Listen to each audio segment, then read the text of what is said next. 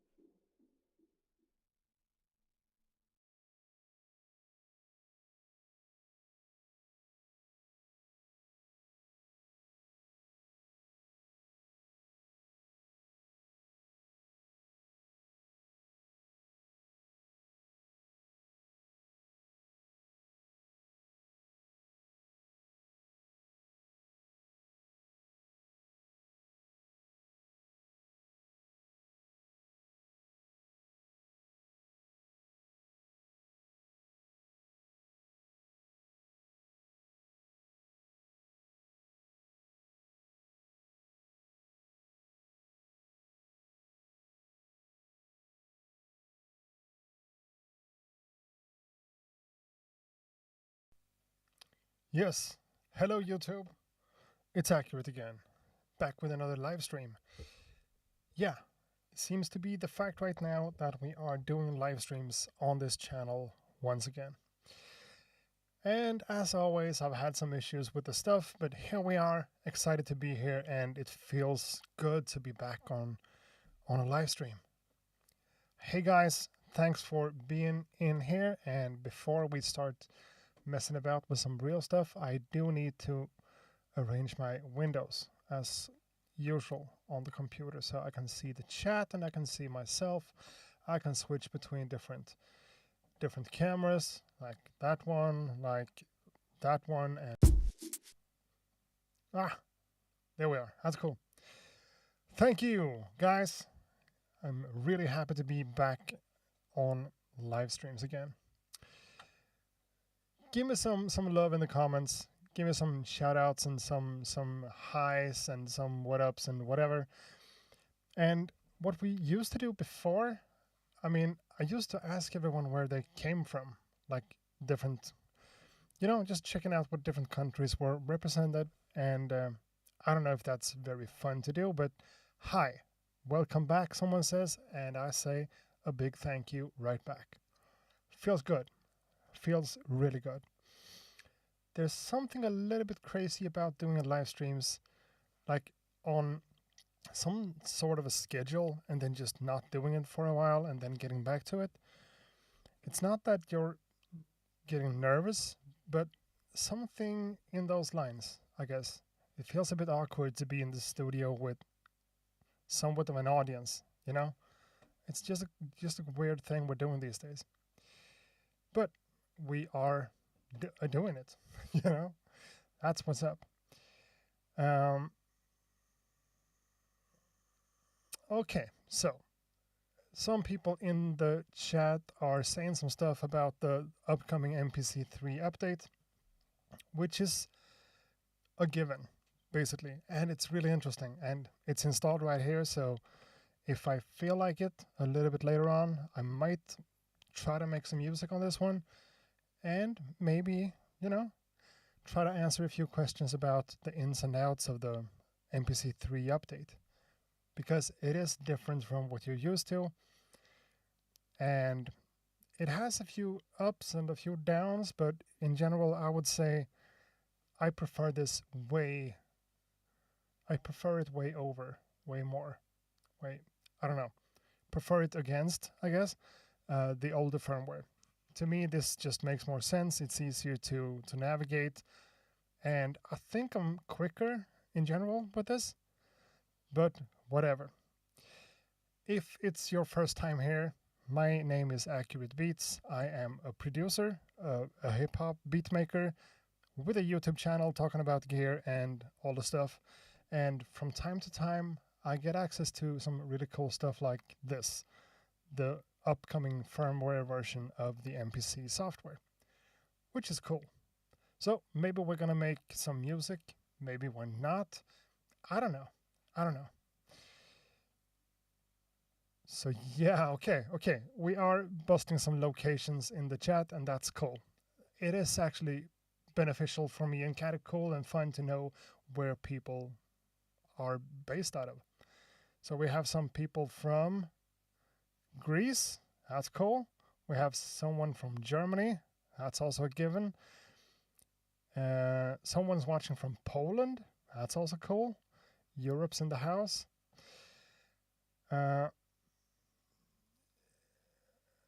Okay, there are already a lot of questions about the MPC3. Just dropping by to say hello from the UK, Poland right now, actually. Okay, cool. So that's awesome. Let's see here. So to answer your question, I bought the MPC3 because of the good things I've heard about it. Okay, so before the live stream even started, someone asked this, Patrick Lyman. And I want to be clear about this first of all, so we don't need to talk about that for the entire stream. When are they going to release the MPC beta update to the rest of us noobs? I picked up an MPC 1 Plus and have purposely been holding back on learning the interface until the update. In my book, that kind of makes sense to just not touch the MPC2 software because the new one is that different. But to answer the question, I wish I knew. What I said in my first video announcing the new update, I said like, yeah, it's going to be the public beta is going to be released in a couple of weeks. And that's what I heard at the time. So I wish I knew more than that, but unfortunately I don't. Will it take more weeks, months? And what's the difference between the public beta and the actual finished version? I don't know anything about this. I just got my hands on this beta thing and they allowed me to announce it in a video, so I did. And I've been using it and I've heard a few things back and forth, but I don't know anything about any release date for the public beta or for the Sharp version. I just don't know. Philadelphia's also in the building. That's cool. Someone's watching from China. Is that true? That's kind of cool. Yeah, okay. Thank you, Patrick. I'm not going to be nervous. I'm not nervous. That's not what I'm trying to say. It's just, I'm an old school kind of guy, and I've been doing YouTube since forever, it feels like. But something about this situation still strikes a nerve somehow. But it's way more fun than anything else, so don't worry. I'm good. Rick from Göteborg, or Gothenburg, but Göteborg in Swedish, because I'm also from Sweden, so I kind of know. I kind of know what it's all about, I'm just going to check my meters here.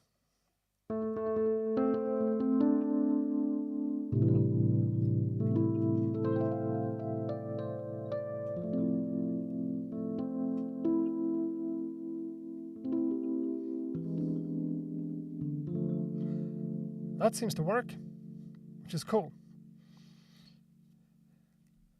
Oh, so the China person has been a fan since 2019. I mean, that's 5 years by now. That's cool. I appreciate the support. And yeah, let's see again. Inject this stream directly into my veins. I wish I could. That would be kind of a cool thing. And a quick disclaimer or whatever. I have a snack. I normally don't snack on my live streams, but sometimes you just gotta go for it. We are having some Spanish almonds. Almonds. yeah. So it's going to be a little bit of this. Immediately felt like the worst idea ever. Well, I need my snacks. That's just what it is. So, this is, you know, I don't know what this live stream is. Maybe we're going to make a little bit of music, maybe not. I kind of feel like doing it. I found a few samples and I loaded them up on the SD card. I just put it in the MPC before we started. So I have a few samples here and I am a little bit inspired to do something, but I don't know. Hey, Accurate, do you think it makes sense to buy the MPC X SE, or does it make more sense to wait for a newer version?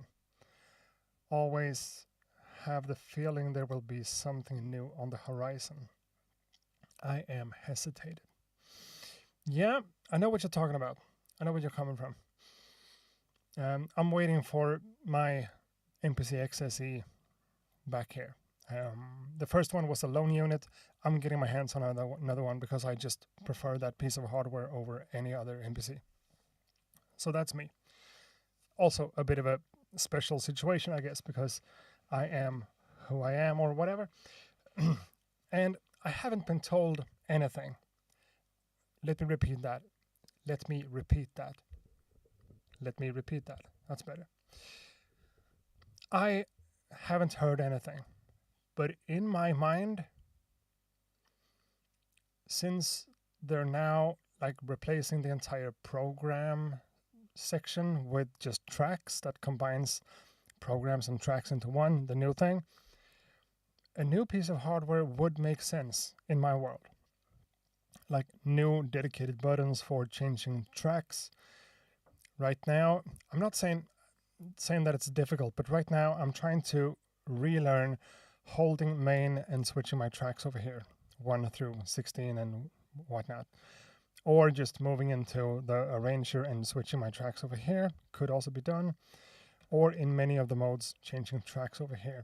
So we have a few options to do that, but it would make a lot of sense to me to get rid of, whatever buttons that we have that goes into the program. Edit goes to the program edit. Now that I think about it, on this one it doesn't say program anywhere on the hardware, right? Like program edit or whatever like that. I digress. What I'm trying to say is that it would make sense for me to get a new MPC with new hardware layouts that better matches the new software, but it's not that different that it's necessary. So, and I mean, honestly, what are you waiting for? The MPC X SE is the best MPC out there by a long shot, and whatever they decide to change on the software, it's always going to be supported by the hardware. So even if they do make a new one, if that takes like a year or whatever, again, I haven't heard anything, I don't know. But if that would happen, the MPC X SE would still be compatible, right? It's not like they're gonna stop supporting it. Now I'm getting text messages. My bad. Yeah, again, it's not like Akai is gonna stop supporting the MPC X SE. That's not gonna happen. Could they bring out another MPC that matches the new software? I don't know. But since we're still waiting for the public beta of the MPC 3 software, so that's going to be in public beta for a while. It's the almonds. My bad. So it's going to be in public beta for a while, and people will probably have some way to leave suggestions or leave feedback or whatever. And then it's going to launch as a sharp, stable version. And of course, there's going to be a few updates after that. And then if we get a new piece of hardware, who knows? I don't know anything. But the MPC X SE is such a beast of a device that they're not going to drop support for it. So I wouldn't hold off, I guess. Why not just get it if you want to? if you feel like you're excited about it, buy it. And if you have the money, of course. That's a long-winded answer for a simple question. My bad. That's just what it is. Nuts, mineral water, looking like a keto diet. No, it's not. It's not. I am trying to lose weight though, just by making a few changes in life. I've been a little bit up and down with my weight over the years. Always overweight, of course, but more or less so. And I've done all these projects, and now I'm thinking about not making this into a project. I'm just eating less sugar, eating less salt, eating a little bit less carbs in general, and trying to exercise or just walk more, just moving around more than I'm used to, and also eating less, like less food in general, like leaving one plate, one portion, that's good enough. So yeah, I'm trying to do a few changes, but nothing crazy, nothing specific like a keto diet. I am a vegetarian though, so that's what it is.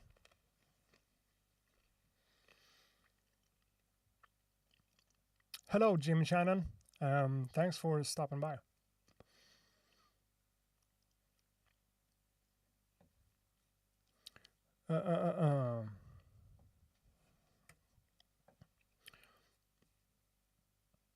Hey, Accurate, one more thing. If you get a chance, can you work in some discussion about the Korg Replay again? I know it's quirky and different, but I enjoy your perspective. Thank you. That means a lot. That's a good thing to hear, because I had my doubts even making a video on it, but since I enjoy it that much and I'm actually going to use it in a couple of weeks for a live show, it makes sense. And making a video on something that a lot of YouTubers has made videos on is always a bit different and strange, especially for something like the Korg Chaos Replay. It's not even called that. Korg Chaos Replay. Yeah, that's right. Since a lot of people are basically hating on it, I think it's valuable to add another perspective on the thing, because it is a useful device and it's cool. It's way overpriced, as I said, but yeah, I think it serves a purpose and it has an audience and potential. The big problem about it is that it looks like a sampler, which is not, and that it's super expensive, that it shouldn't be, you know? Back in the day, or since forever, since it first launched, I've been eyeing the Korg Chaos Pad 3, KP3. I've been really excited to try it out for real, and I debated buying it a few years ago when it was already like old stuff. Then I got the opportunity to test this one out. I decided to keep it around. It is over here. You can't see it. No, you can't see it. Can almost see it. Whatever. My perspective in general is basically stop hating on gear in general. Some stuff deserves to be hated on, like the Yamaha finger drum kind of thing. The Korg Chaos Replay deserves to be hated on for the price, nothing else. It's a cool device. It has a lot of potential. It still needs a few updates in terms of the firmware. Some things needs to be added. I would love to be able to use it more as a sampler, but unfortunately you can't at this point. And I don't know. I've actually thought a little bit about like talking to my contact at Korg and giving some actual suggestions of what I think they should improve. But I mean, it's a big Japanese company, so who knows? Who knows? Might dive into that one in another stream more and actually using it and giving you guys a few tips and tricks about it, or whatever.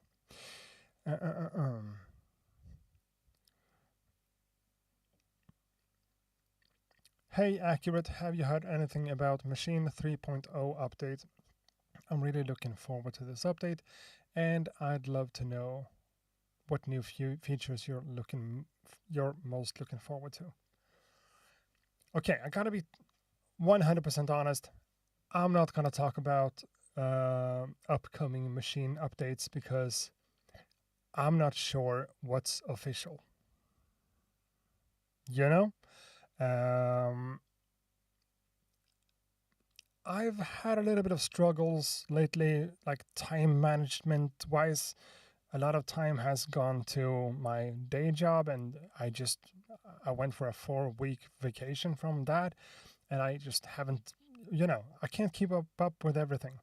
So machine, it's hooked up, it's connected, it's sitting over there, and I haven't installed much on it.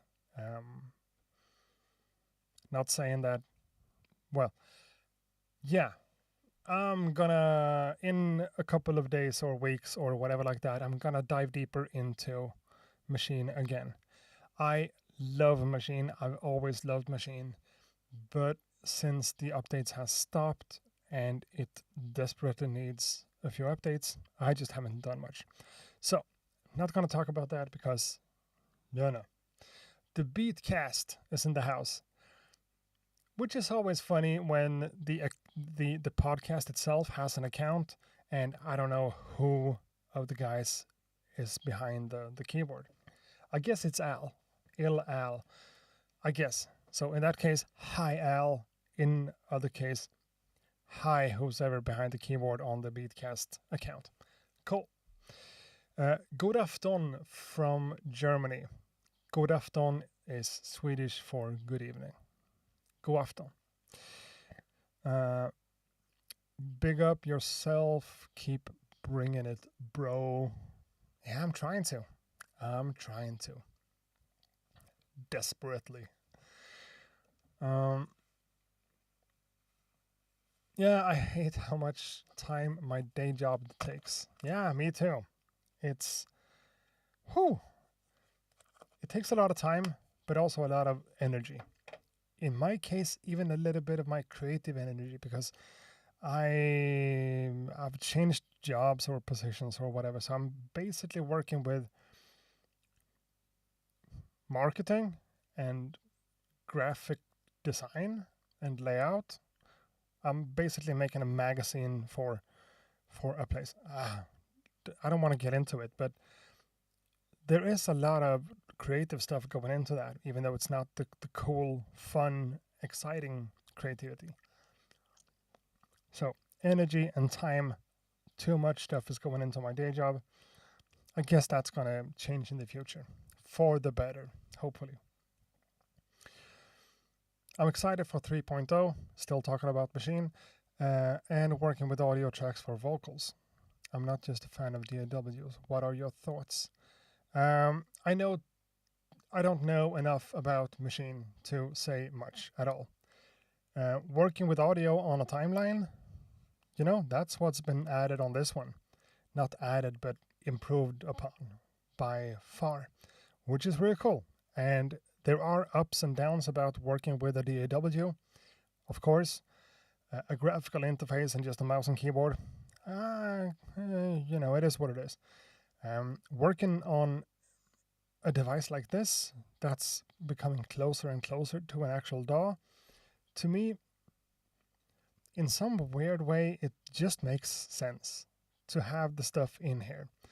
Sometimes it's a little bit fiddly to move about in the arranger. You have to do a lot of zooming and touchscreening, and it sometimes feel like working on an iPad, but then you have the pads and the keys and the knobs and the buttons and all the nice stuff, so that's cool.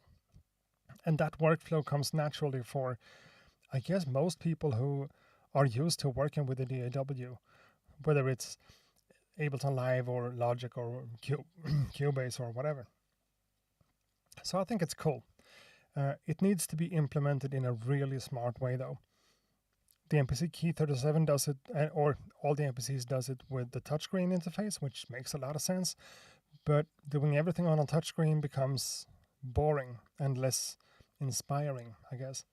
More like a computer or more like an iPad, which is kind of a way forward I don't want to see developing to the wrong direction, so to speak, working on a touchscreen makes sense, but I don't want to have to use the touchscreen more than necessary, because I am old school again, and I am all about the knobs and the buttons and the clickiness and the encoders. I think that's what's fun. I don't want to feel like I'm working on a computer, but having something that resembles a DAW makes sense. And I'm back to answering one question and just talking for 27,000 minutes. Sorry about that. Diven is also here. And someone said the Beatcast, yeah, it's Al. Hey, Al. Nice to have you here. What happened about that, me being on your podcast again? I would love to. Question about audio tracks and sequences in MPC3. Now we're talking. When you copy a sequence, does the audio track come with it? When you copy a sequence? Let's try. Let me just see if I... when you copy a sequence, does the audio track come with it? So let's just add an audio track. Okay, let's check this out real quick. Now we have an audio track and we have a plugin track and 2 audio tracks right here. And we are over here on the timeline like that, right? Sequence 1. And if I move to sequence 2, go back here, they are still there. If the actual audio on the track follows though, I think it does. Let's open up a project to make sure that I can understand what I'm talking about. Because if I can't understand what I'm saying, I guess you can't understand what I'm saying either. That's normally how it works. On that one, the last thing I posted on YouTube had some audio recorded from the OP1, right?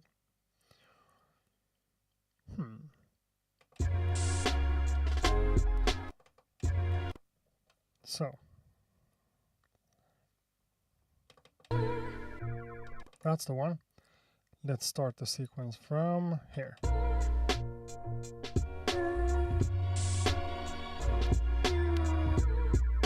Right?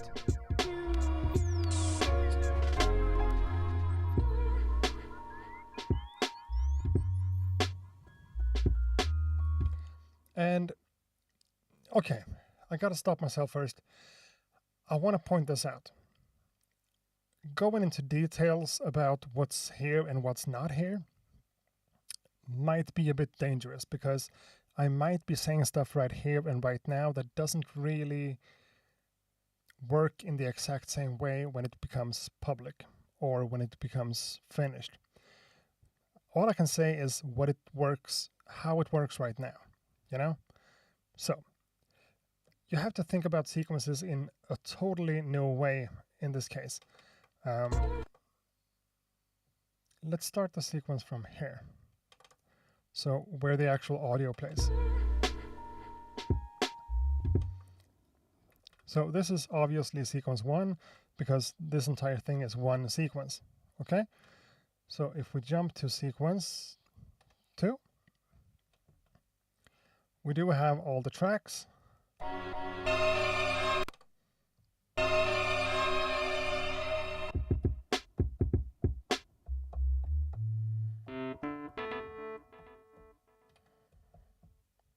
Whatever that is. Yeah, some of those. So we have all the tracks, we don't have any of the data. So if I want that, I would have to either copy the sequence. Oh, that's what you asked about, wasn't it? That's actually what you were asking about, if you copy the sequence. Okay, that's a better question. Where am I? Sequence 1, and again over here.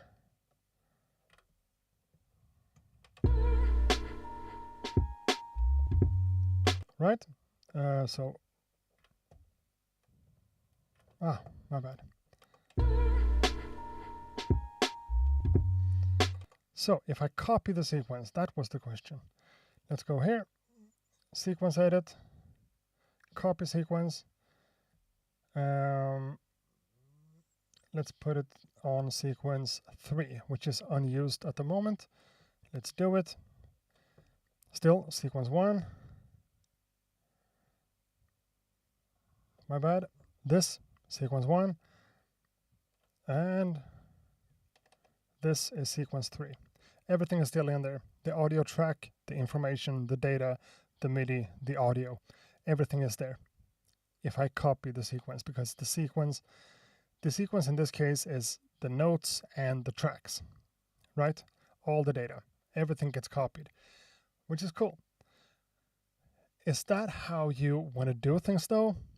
I'm not sure, because you're thinking about sequences as a part of the track, right?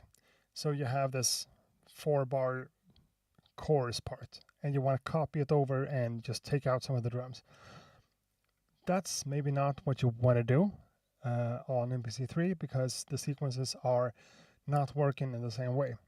So at least for me and my workflow, what I do is just, putting my markers wherever I want them on the arranger. And that's my way to like select a part of the track, or what I used to think about as a sequence, and then copying that over. So it stays on the same track, and I'm copying all the data over to the next part. So yeah, the question, the answer to the question is yes, it follows. Huh. Okay, we got to backtrack in the chat here. I'm not following. Machine 3.00 will be catching up. That's all I can say. It's early alpha. No news about M+ though. Okay, if you say so. I need to dive into this for sure.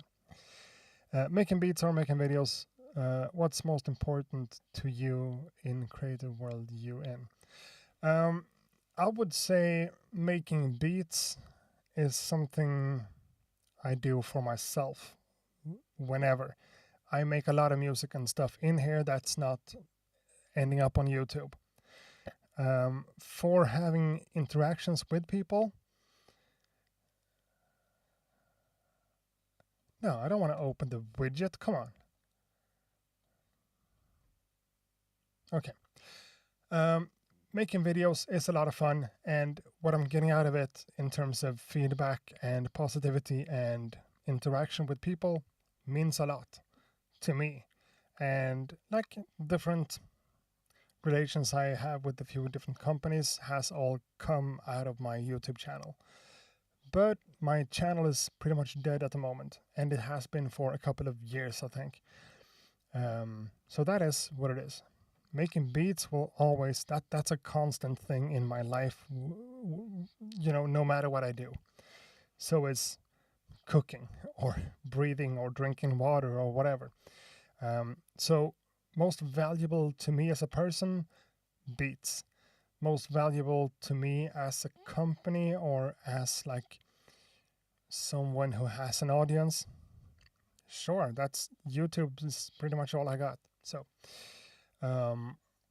most important to me, creativity wise, music, beats. Secondary, YouTube, videos, whatever.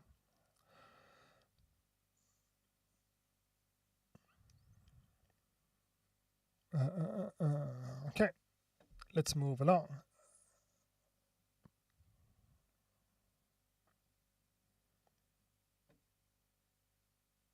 What kind of pouch you about ready to put in? What kind of pouch you ready to put in? I don't know what you mean. The Beatcast returns for season 5 in January. Looking forward to hanging with you again. Cool. So I might be invited to the Beatcast podcast. That's cool.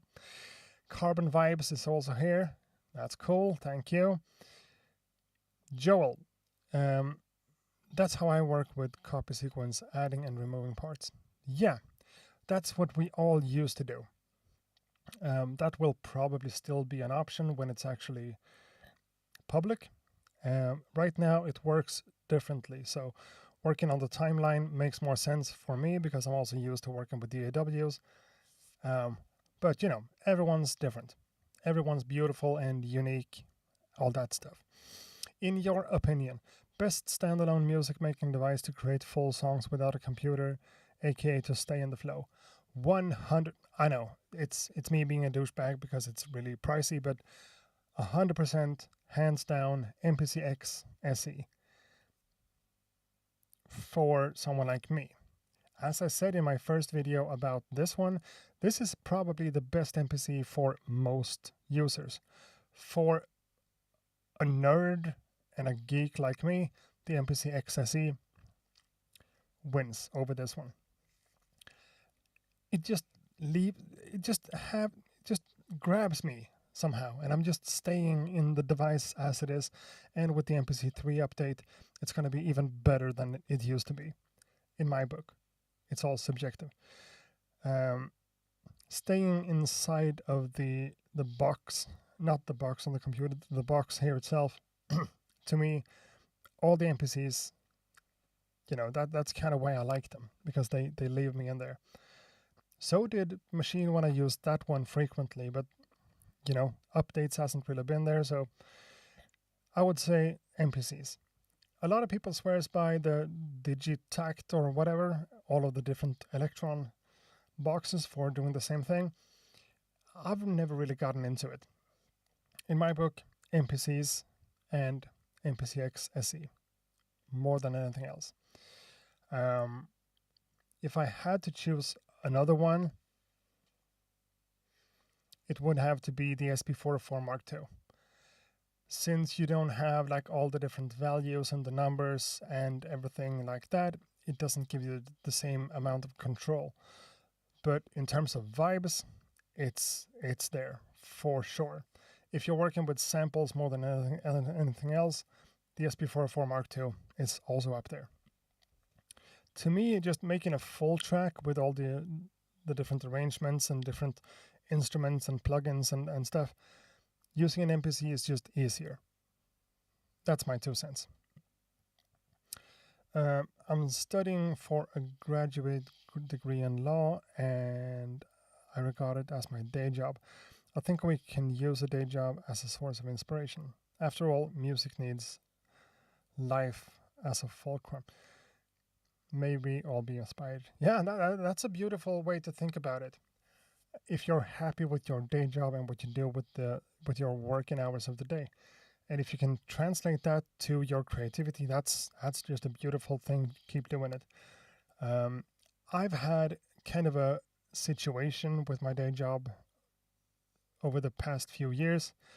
It's been up and downs and changes left and right, and I haven't been excited about my job much, which makes it more difficult. Oh, Dilio T2K is here, or was a few minutes ago at least. Dilio T2K is one of those guys that I watched on YouTube before I started making videos myself. Especially with all the talkboxy kind of things. Super soulful, cool guy. Makes cool stuff.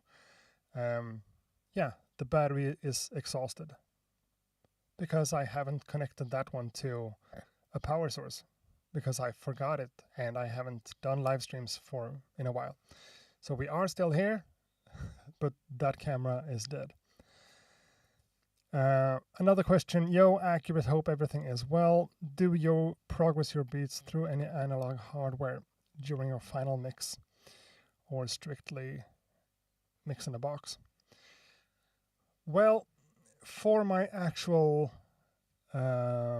releases, I try to do a lot of crazy things whenever I find the time. I have this reel-to-reel tape recorder that I love to use for adding some saturation, mainly on drums.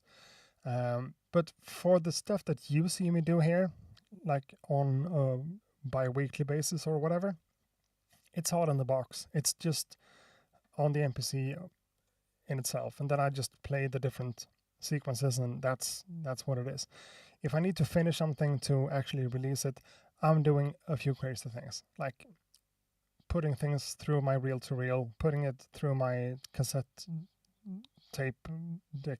deck, or some of my pedals for adding distortion or reverb or whatever. But it's not really a part of my like daily routine, because it takes a lot of time, and it becomes fiddly with cables and connections, and things will, it's not complicated and difficult, but it's just a little bit more complicated and difficult than just making it and just leaving it. And that's been my creative process, at least for YouTube and videos and stuff, since I started. Just making it as simple as possible without interfering too much with the workflow. So yeah, DelioT2K is still here. Thank you. I enjoy your content also. Saw you were on, so I'm hanging as I do work. Cool. Nice to have a legend in the chat.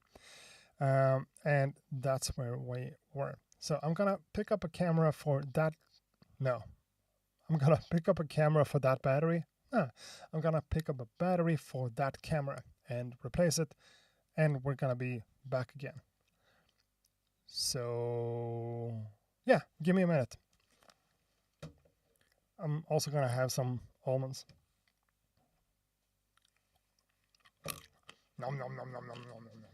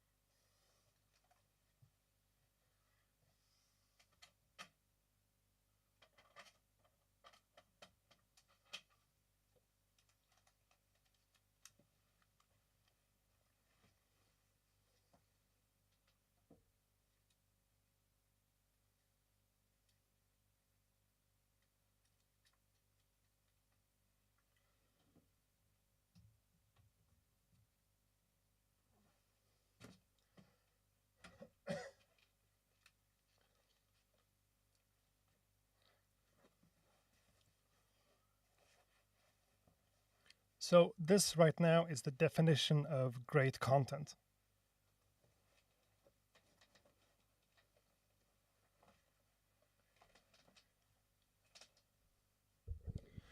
Don't get it twisted. This is great content. Cool. So another question. Do you have a recommendation on turntables for sampling that does not need a phono preamp? No, I don't. Unfortunately. But I am really excited about the upcoming the tiny turntable from Korg that they are making it together with Vestax, I think. That one could be really cool. It's small and it's made for scratching or whatever, but using something like that for sampling will probably be good enough too.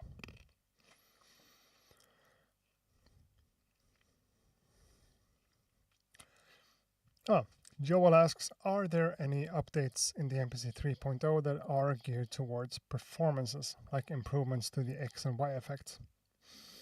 I don't know. The way it works right now, it's similar. It's the same as we're used to, but now since you can add more different layers of tracks in your arranger and add automation to all sorts of things, it becomes better and more powerful. But will it be better and more powerful for live performances? I don't know.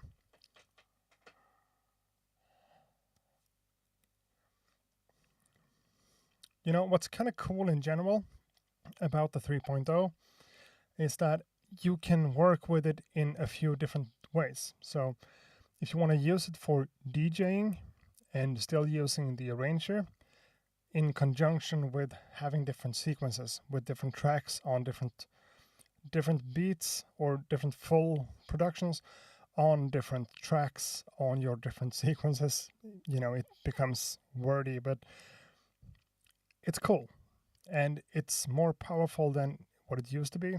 It's still limited to 8 tracks as of right now. I'm not sure if that's gonna change, but I haven't really gone there. Something makes noise. I don't know. Can you pick up on that? Doesn't look like it on the meter, but I hear something in here. So yeah, that's I'm not gonna be able to answer any better than that.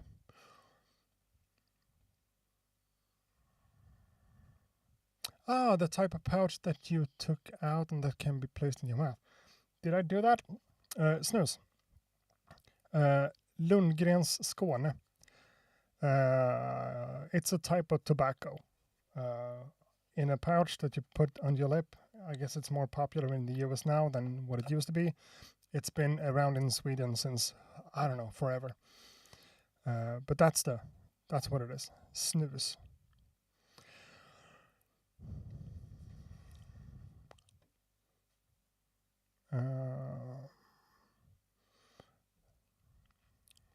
Sebastian, I know, good to know. Been introducing new hardware slowly and it does slow me down, but my stuff has been sounding much better. Yeah, I mean, I guess that's the give and take of using a lot of gear or hardware, because it takes time sometimes, but it's pretty much always worth the effort in terms of quality and characteristics and whatever, but not always the best thing to do in terms of time management.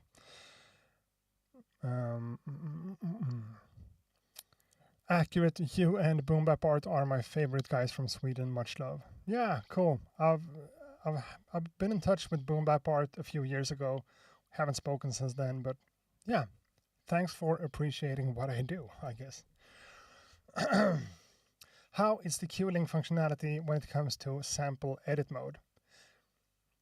The Q knobs is pretty much what they used to be when it comes to sample editing. They do what they do. I haven't seen any huge changes. Maybe I'm missing something. Sample edit, right there. Changing the start point, changing the end point, zooming.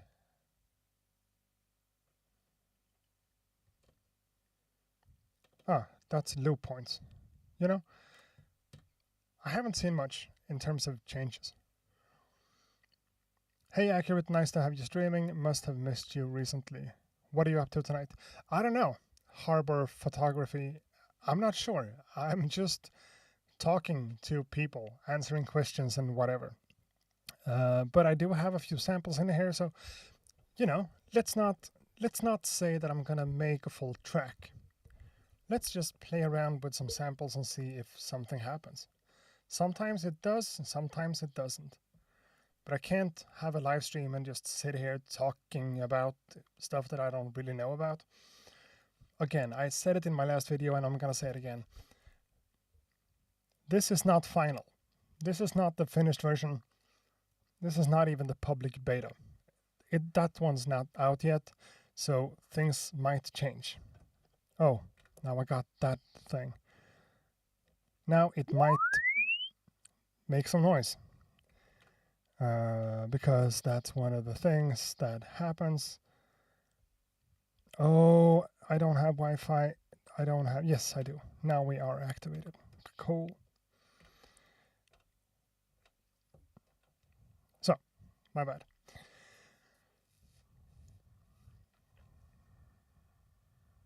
I know there's a slight functional difference with the X. On the Q knobs. Maybe you're right. It sounds like you know what you're talking about. I haven't noticed anything special,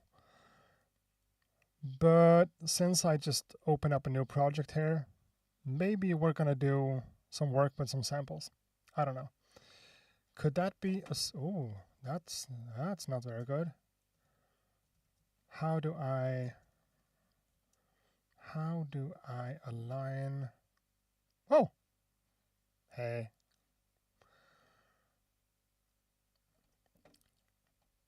I am, again, the world's worst live streamer and YouTuber. I want to change... Can't I? By holding Shift. No. Huh. I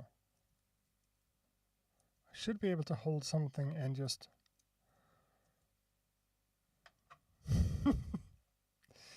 Yeah, that's what I wanted to do. For sure.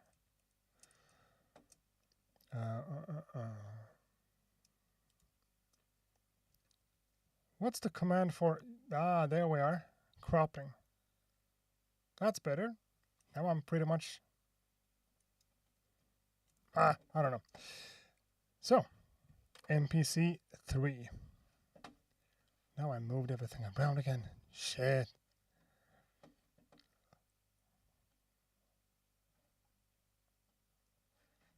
So, 1, 2, 3, 4. That's no good. Cool. What software do I use to capture video? For my videos, I just film on the cameras with the SD card. For this, I'm using OBS. Huh. That's my fastest answer to anything. So I have this thing where I need to delete all my tracks because it starts up with a couple of them, and I don't like it. So here we are. Load places MPC1, which is my SD card, and my sample for today.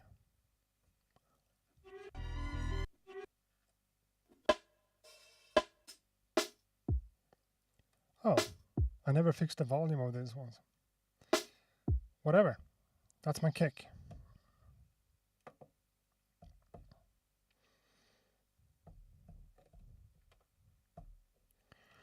Oh, my bad. I need a track. A drum track. Load. There we are. That's a kick drum. That's a snare. That's a closed hi-hat. That's an open one. That's a rim shot. That's my drums.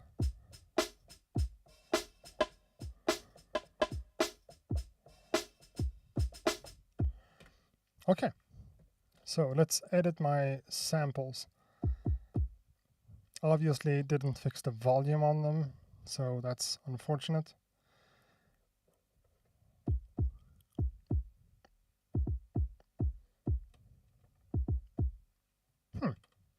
Sample edit, process, normalize. Normalize, do it. Boom.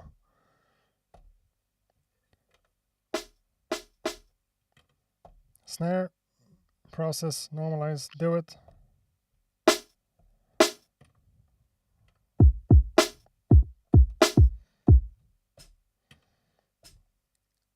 Hi-hat, normalize, do it.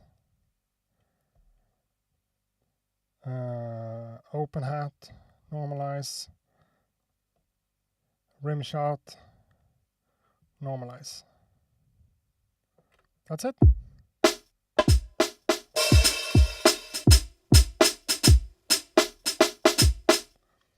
That's too loud.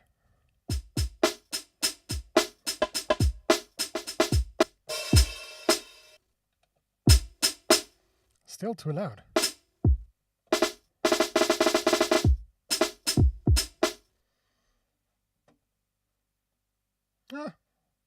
Windows, lines. Okay, cool. We're not hearing any noise. Okay, I read it. We're not hearing you anymore. OBS, yeah.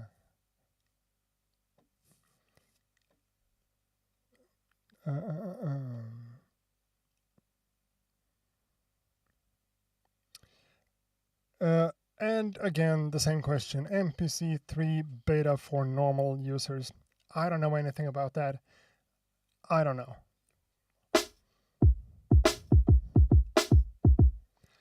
That kick drum sounded way better before. Whatever. Let's go into the mixer. Let's turn down the hi-hat and the open. Edit, global.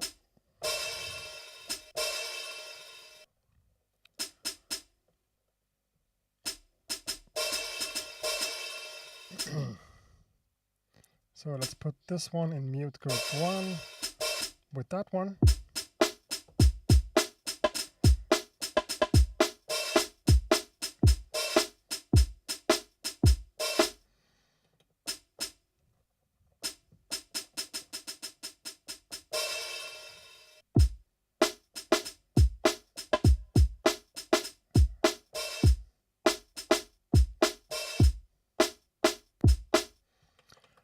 Yeah, it makes noise.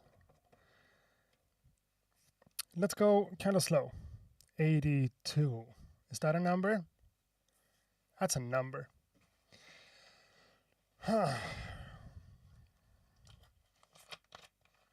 Need some water. And for all the American people out there, yeah, this is a huge thing in Europe and in Sweden specifically. This is carbonated water tasted or flavored with strawberry and rhubarb. So it's not soda, it's carbonated water with just a tint of a flavor.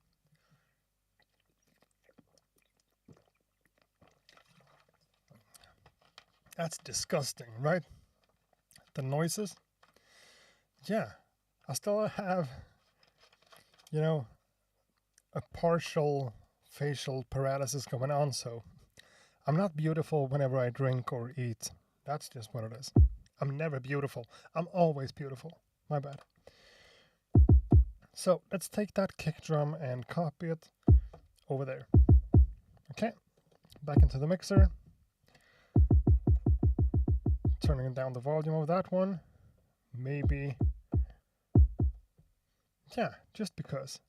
Let's add a filter. Let's add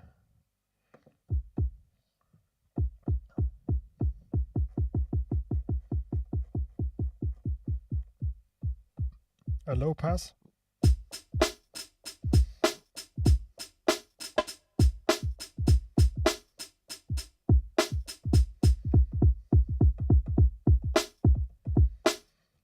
So we have another kick drum for ghost notes or whatever you want to call them. If you talk to a professional drummer, what I'm doing here, it's not ghost notes, but it's something like that.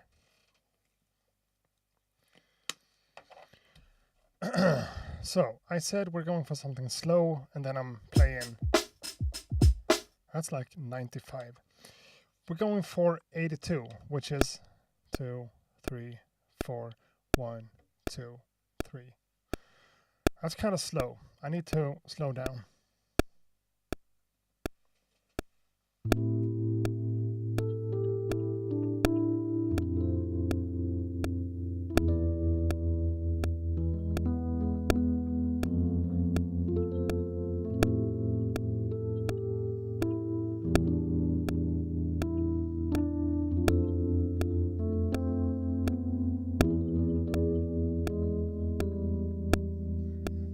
That last one, the last G,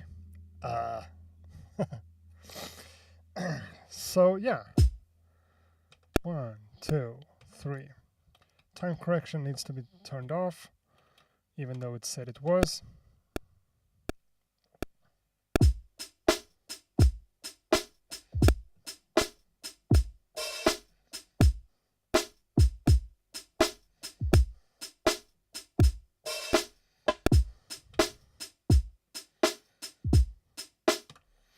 what happened over there?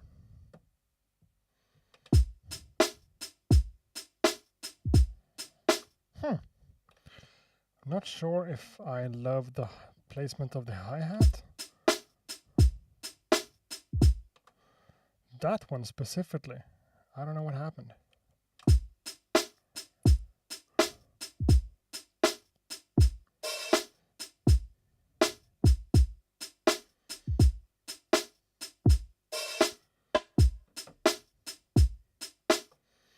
Yeah, not loving the volume.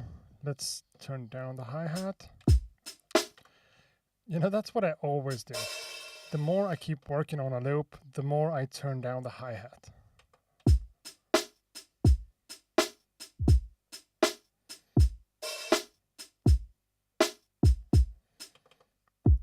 The kick drum sounds a little bit too digital or synthy to my taste. Maybe we could just pitch it down 5 semitones.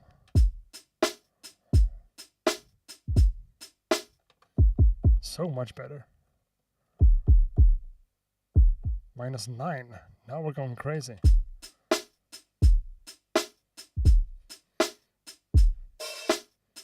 A quick listen on the monitors. Now it's going to be feedback. Okay, that sounded terrible on speakers. That's fine.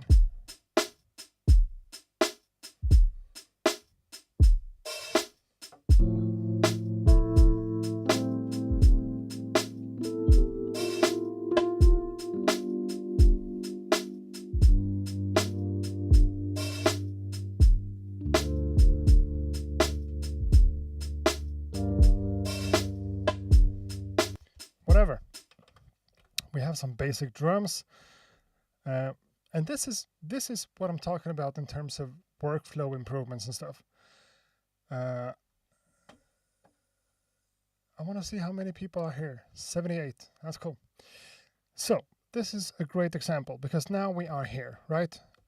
On this timeline, I'm working with 4 bars as always, and I only have one single track. That's my drums with 6 pads turned on, functioning, and that's it. And wherever I am in the entire operating system, let's go load. Let's take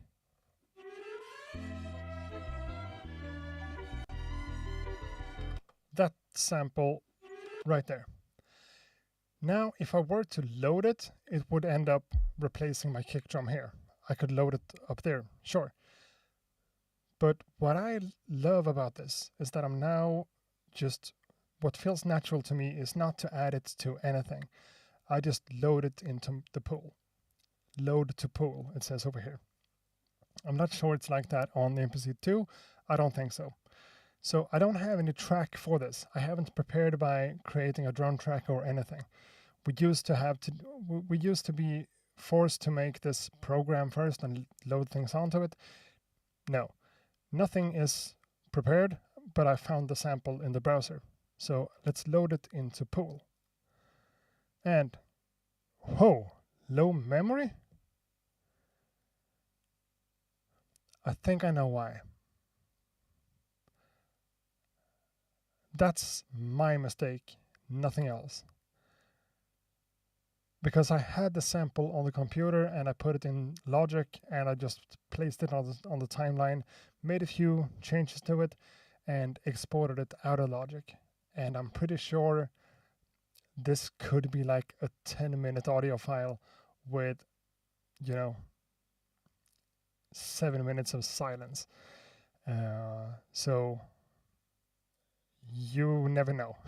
Let's give this the time it needs. Huh.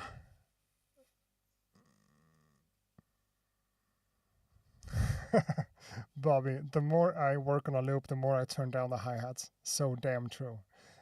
Yeah, but I guess it has more to do with the process of making beats than listening to it. Because whenever I produce something, I end up listening to the same loop for so many times and hours or whatever. And if the hi-hat is like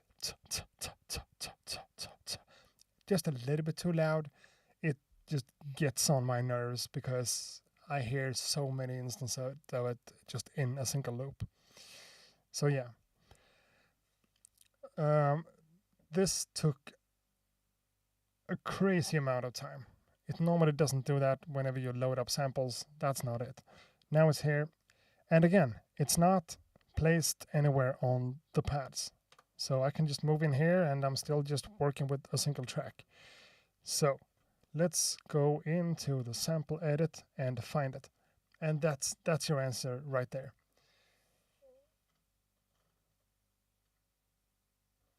Yeah, that's the audio file.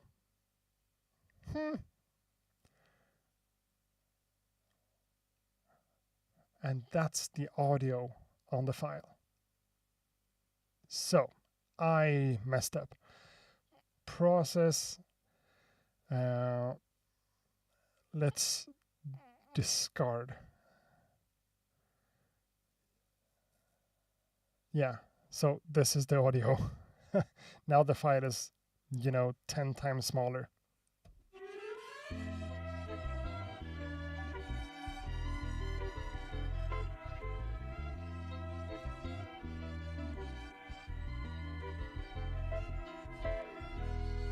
So that's my sample. And what I noticed with the sample is that it has a lot of key changes, which could become a problem. It's super silent too, super low in volume. Can I do something that's not normalizing? Gain change. Yeah. Let's increase the gain by 10. Processing. And now, since the sample isn't 10 minutes long anymore, it doesn't take forever. So, the sample is here. I still haven't loaded it on a program, a track, which to me, it makes sense because I'm not done. I haven't chopped it yet. It's just here. So let's go into chopping. Let's play the sample and put down a few chops,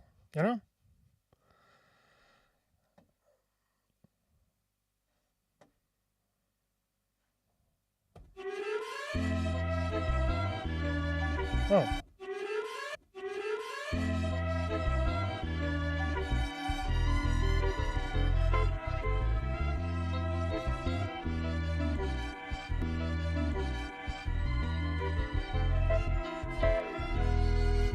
That's a key change?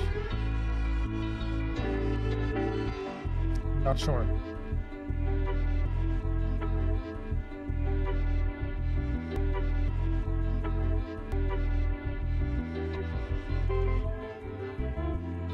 That's cool.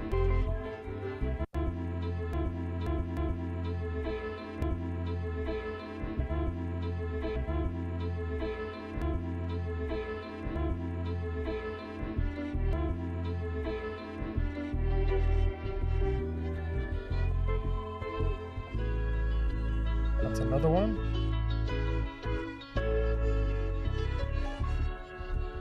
Huh.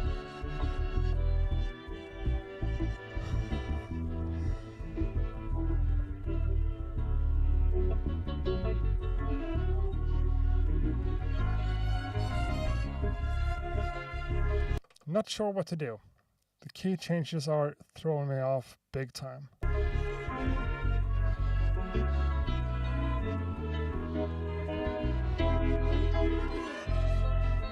And the audio quality is pretty bad, but I think it's gonna work somehow. Oh shit, did I post on the wrong... Did I make a story about me doing a live stream on my work account? No. Oh, that's some scary stuff. I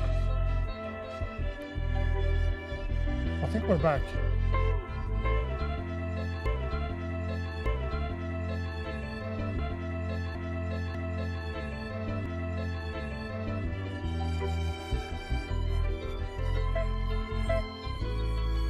No. Again.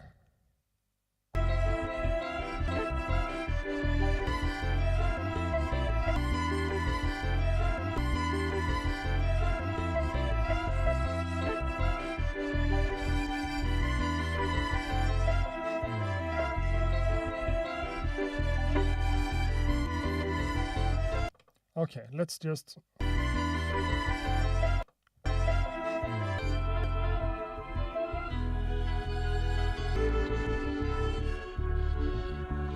This is different.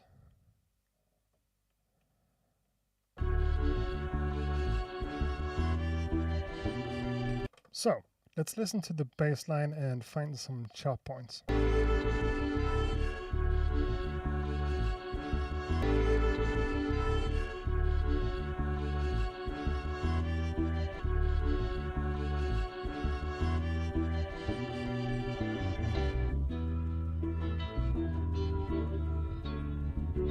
I don't know what this is.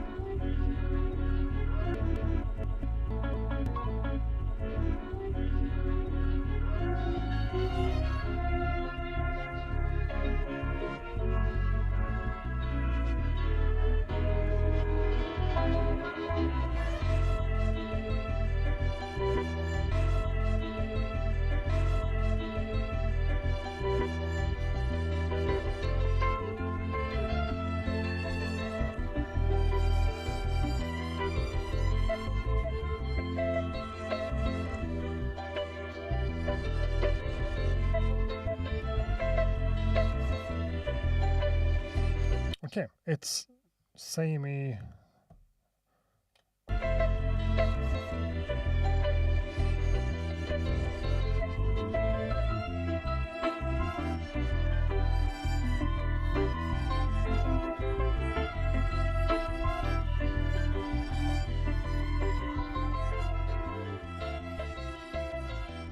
Okay, so what I did here was, this is a sample, right?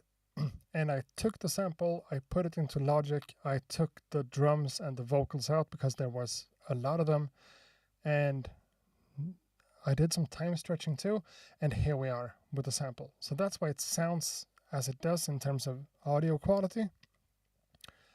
But if I end up using it somehow, I'm gonna layer a bunch of stuff on top of it. So what I was talking about was the fact that I now have all my chops done, sort of, and now shift, convert into a new drum track, which means I didn't really have to make a drum track, it just creates one for me. If I made another one first, I would have two different ones and I would easily get confused. In this case, we're doing pad parameters on a new drum track using slices. This used to be a new drum program, but now that we don't have programs, this is what we get. If I do it and I move back over here, I have two tracks. The first one, obviously, with the drums, and the second one with my chops. Simple as that. So let's see what we want to do with this one. Pitch up.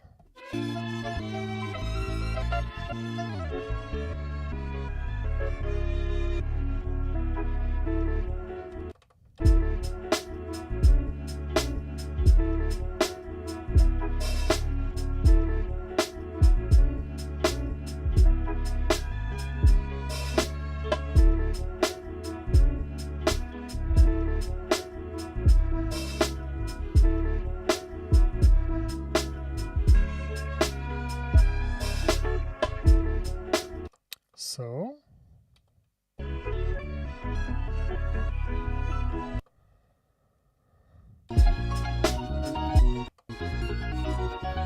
okay, pitching it up will be difficult.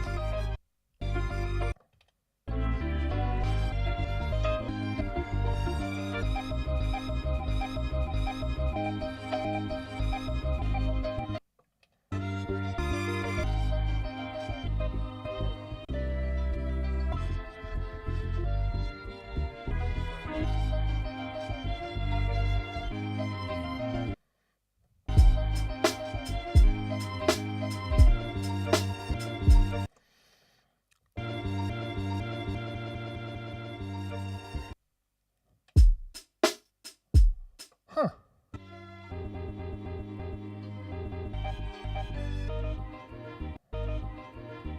No, I think I need to stay.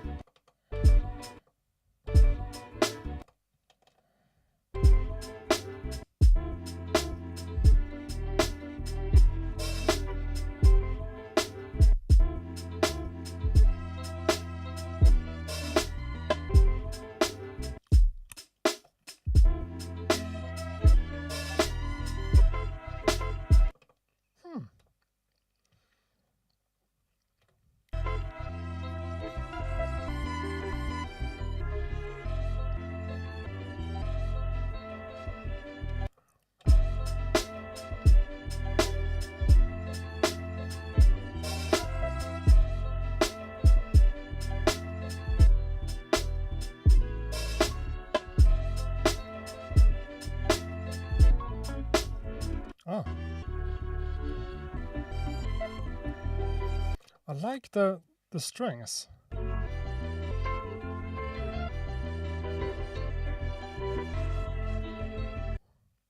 So it feels like the loop is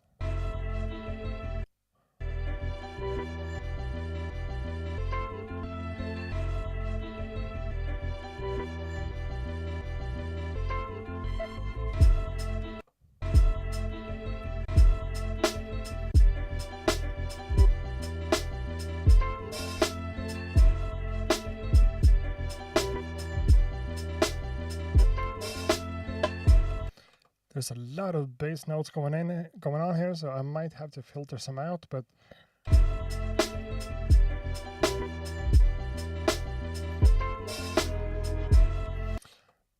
this is also really close to how that song actually sounds. Do do do do do do do do do do do.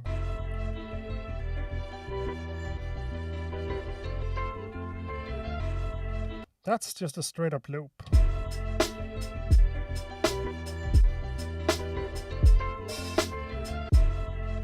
I'm not sure if I love that. Doesn't feel right somehow.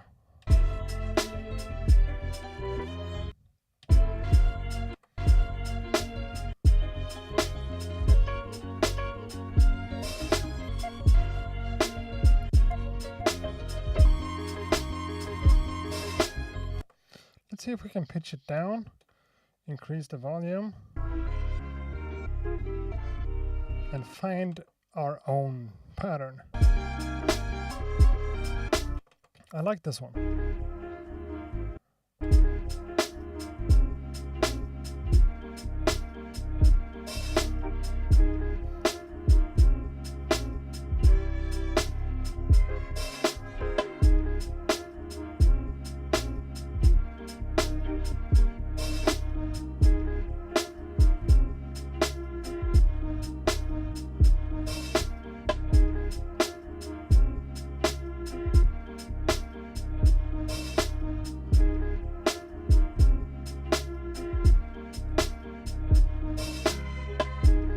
That's not a bad start.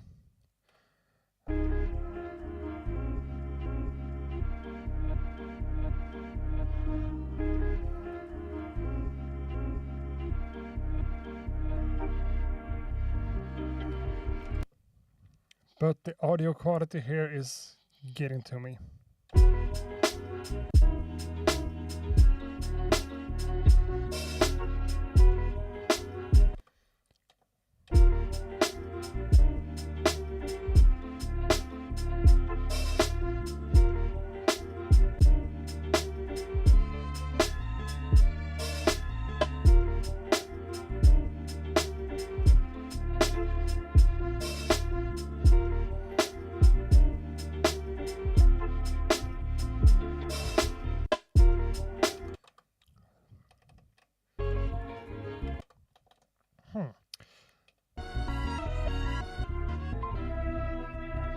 I think that's why I'm gravitating towards the strings, because they have, you know, more of the higher frequencies, more treble in there. Right now, I don't know where I'm going. So, Patrick asks, if you were to recommend hardware for learning finger drumming / becoming coordinated, what would be the best? Sensitivity, responsiveness, etc. I wouldn't actually recommend an MPC for that. If you were to get into an MPC for that specific purpose, the Live 2 or the MPC XSE would be the better choices with the bigger pads, because they are, I don't know if they are more sensitive, but they certainly feels more sensitive. In terms of sensitivity for finger drumming, I would go for Machine. If you just want to practice and learn the coordination stuff, go for a Machine Mark III. Not necessarily the Machine Plus. Just the MK3 as a controller for your computer, and just use that, because those pads are really, really good for learning finger drumming. That's what I think. There are different options out there. The MPC pads are famous for what they are, but they don't offer the best sensitivitiness for like doing rolls and you know, pure finger drumming stuff. That's why you see a lot of finger drummings using Machine, because the pads are more sensitive, I guess. You can tweak and dial the sensitivity curve down, but it still doesn't work the same.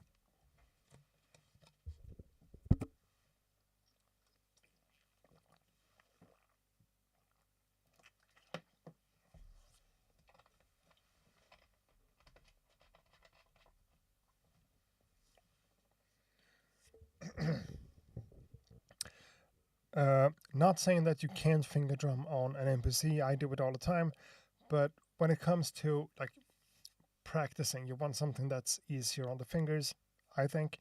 So I would go for Machine. And that's right, the Reaper, they do break in with practice. The more you bang them, the more sensitive they get, basically. But as far as my opinions goes, Machine is more sensitive.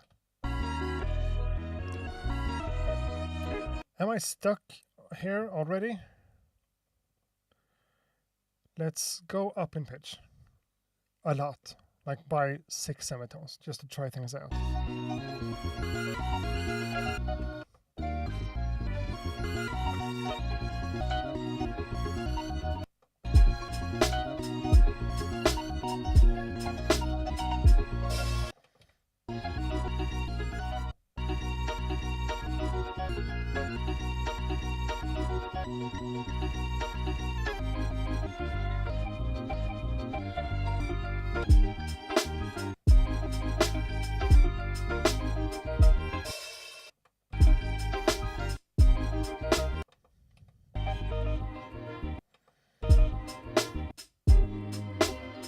Okay, so far this is the best I've come.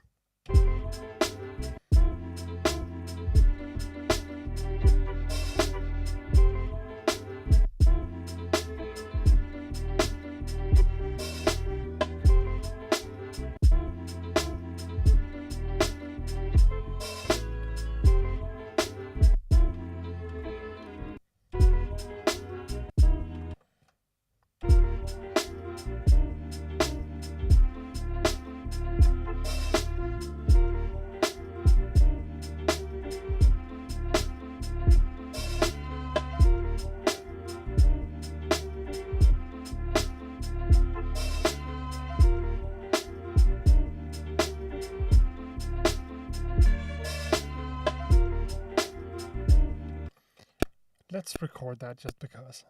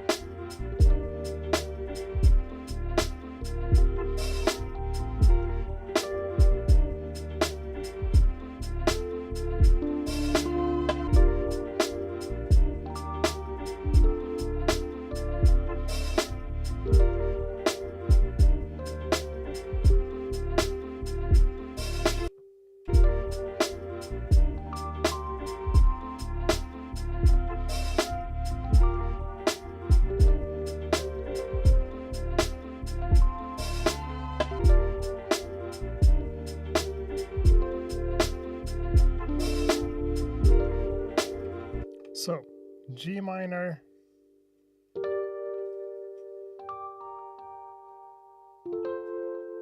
F major,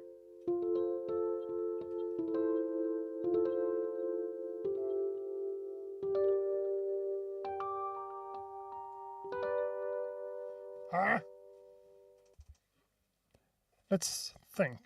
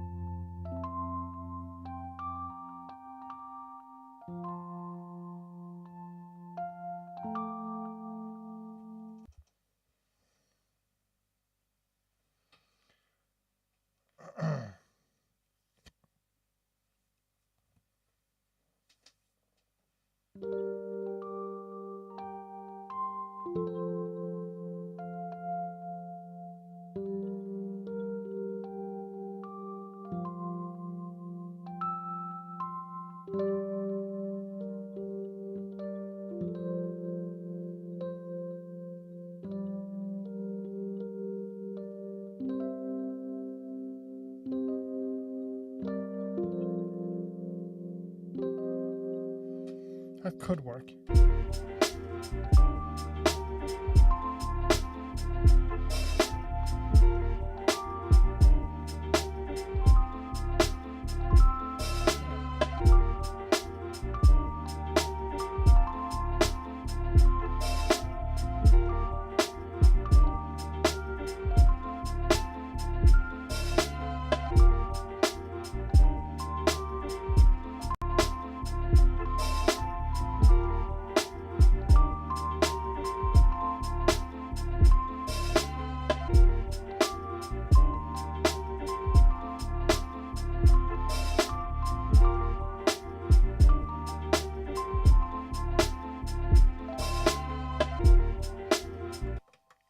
So yeah, just changing from G minor to F major.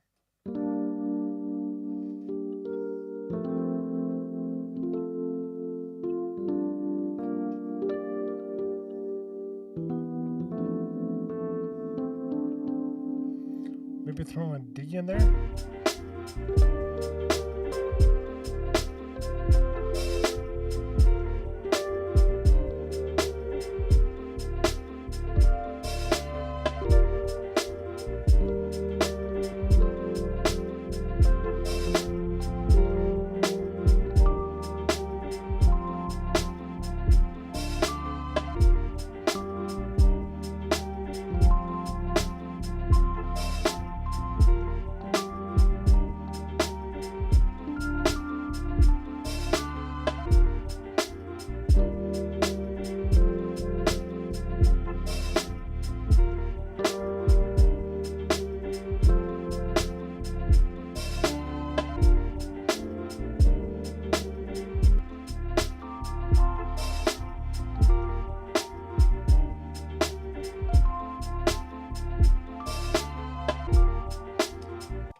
Yeah, that works.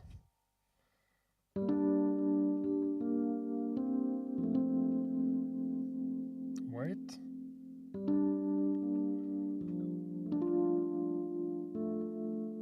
No.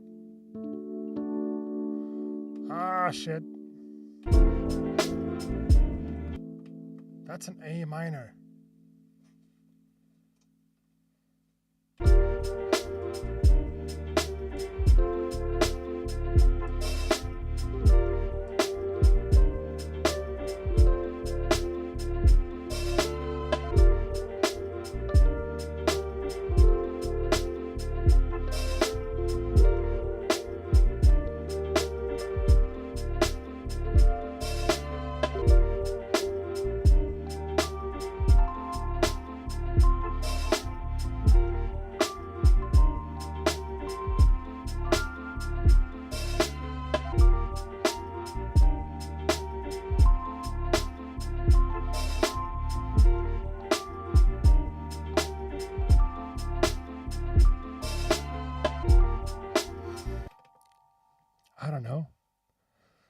Is that what we're going for?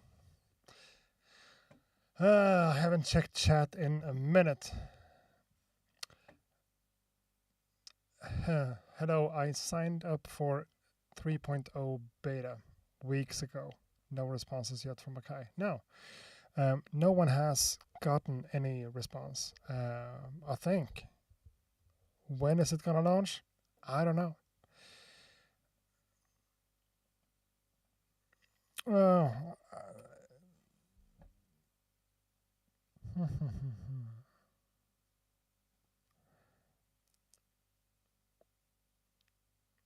And people are talking amongst themselves. That's awesome. What's the big difference? What's the big MPC he's playing keys on? This one over here is the key MPC key 61. Basically the same thing as the 37, but bigger. Same pads, same whatever, but just more keys. I tend to use this as kind of a standalone electric piano most of the times.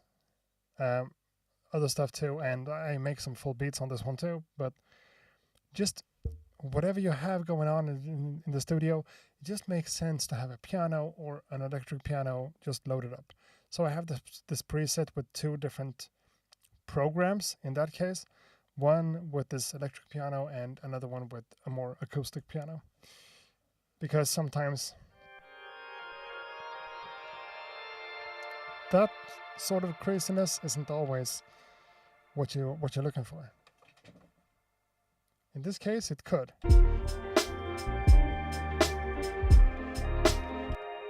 No. A pad?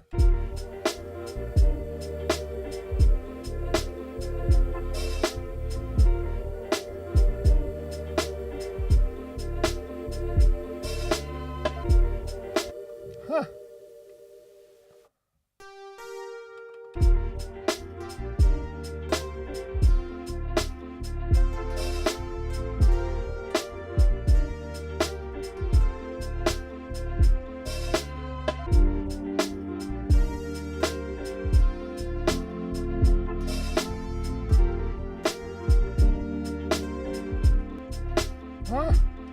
Too many machines at once. Yeah.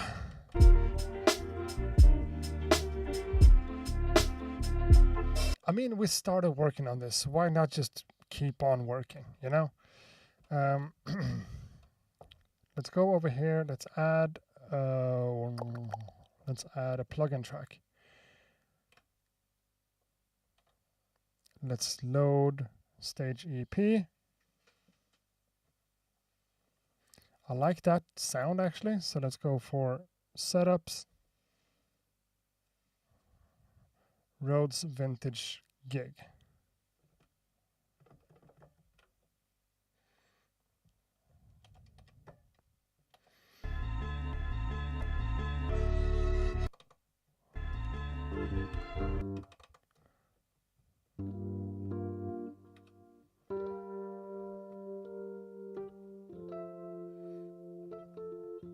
Yeah, I can't add a 7 on that. That's just me wanting to go into my normal routes.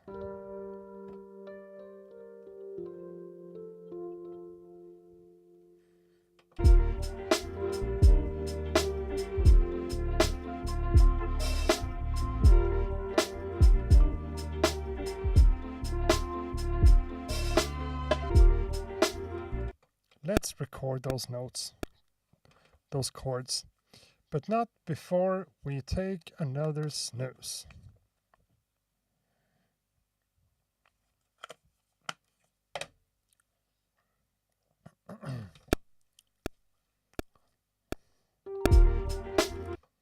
That's crazy though.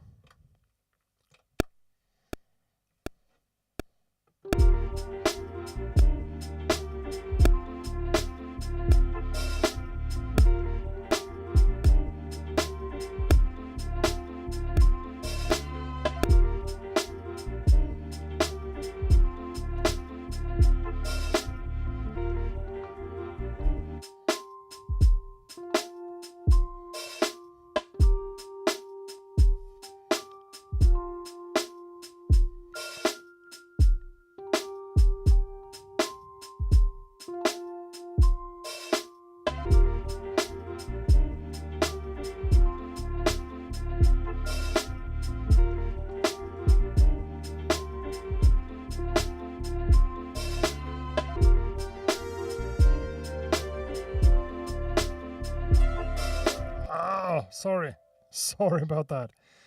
Huh. Okay, let's move into our secondary track here. That's the sample. We got to do something about the sound here. Let's add an effect. Let's go for the EQ. Let's also solo.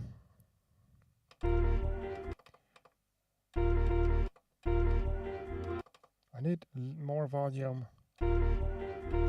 Oh, yeah. Doesn't affect you, but it made my sound a lot better.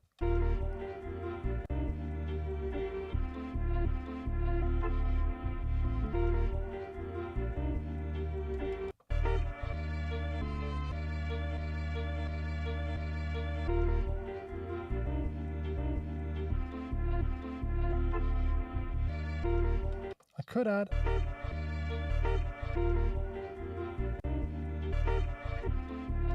Sure. Editing the EQ. This is my one and only tip when it comes to equalizing with samples. I prefer working with a subtractive kind of mindset over an additive one, which is a complicated way to say that I prefer turning down things over turning up things, you know? In this case, do I need all those low frequencies? Let's just take it out. Something happened. Let's take some of the low mids out. Becomes too tinny. If I do the opposite and I crank my high mids and my highs, it sounds like a mobile phone or something.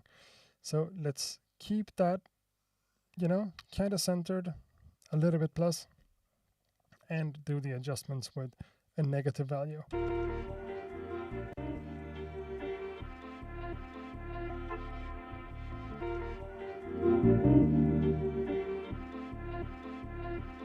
Yeah, let me adjust my curve here, or my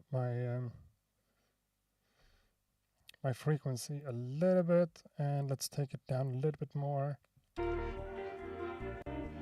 Impossible to know, but let's play it. Sure. Sounds weak, but I guess that's the point. Dynamics, let's add a compressor too.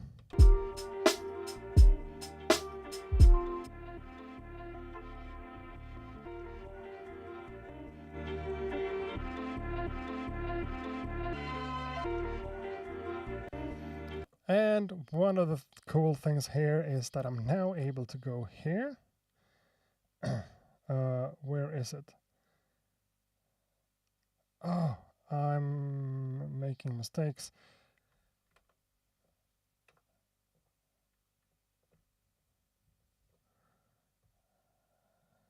So I could change the order here.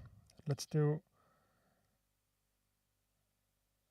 No, I don't know if that's what I'm trying to do.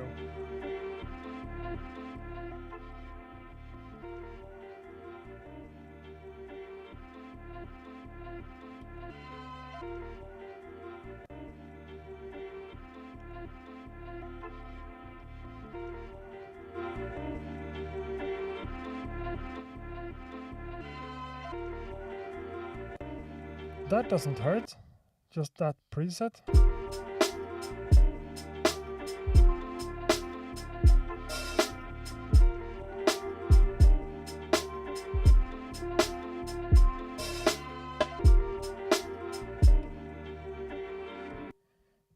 So I can't, no. Okay, that's the menu I'm looking for over here. I want to change the order of things to put my compressor first and then the EQ.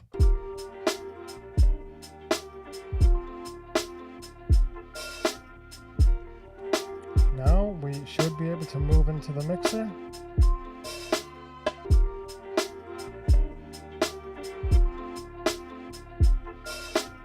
I think we went a little bit aggressive with the with the EQ.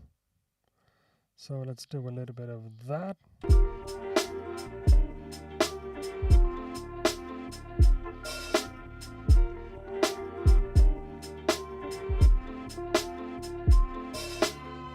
Okay, so far it's all good.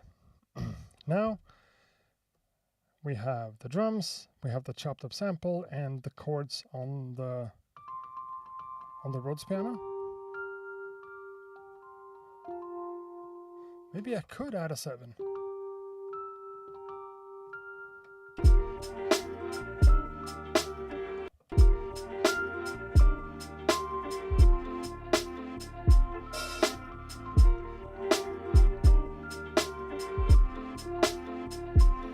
That's gonna have to be another instrument.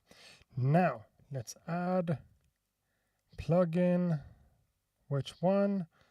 I'm gonna tell you right away. Hype. And I prefer that one. Are we in? We are. No. Bass sub. Round something. Round sub.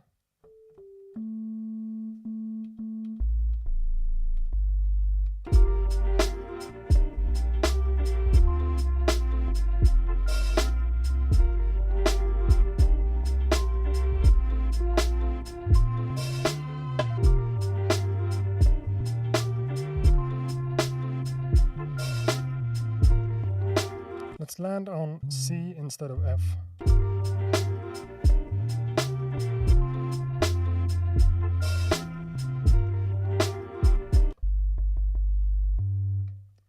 Cool.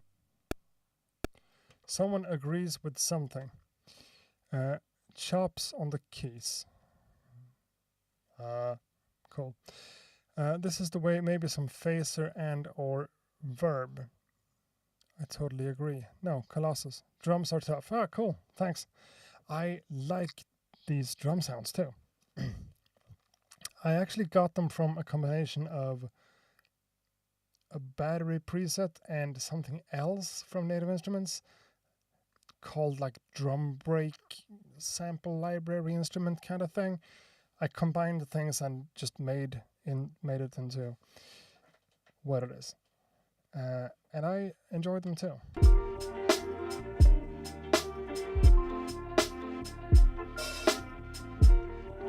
It sounds real dirty with a sample filter like that. Adding a bass will help.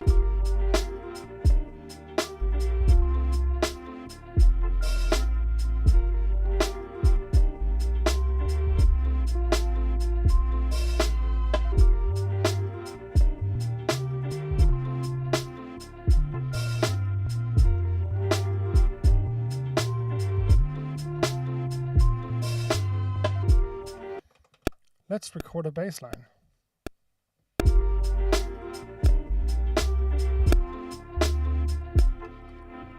But let's also keep the rhythm.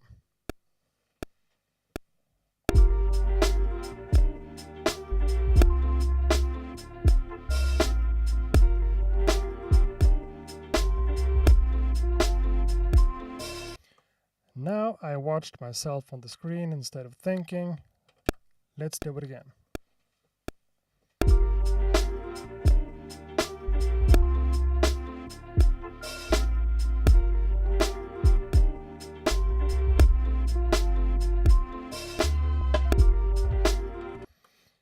Not sure.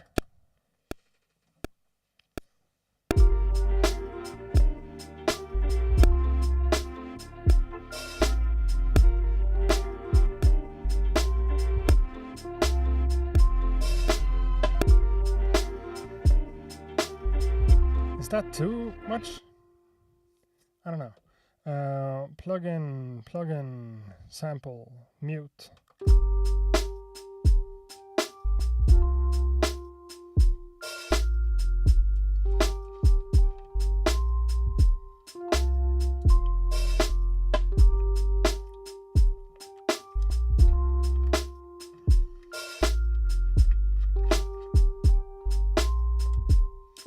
And with the sample. No. Now with the sample. Hitting the play key as a DJ and just messing it up.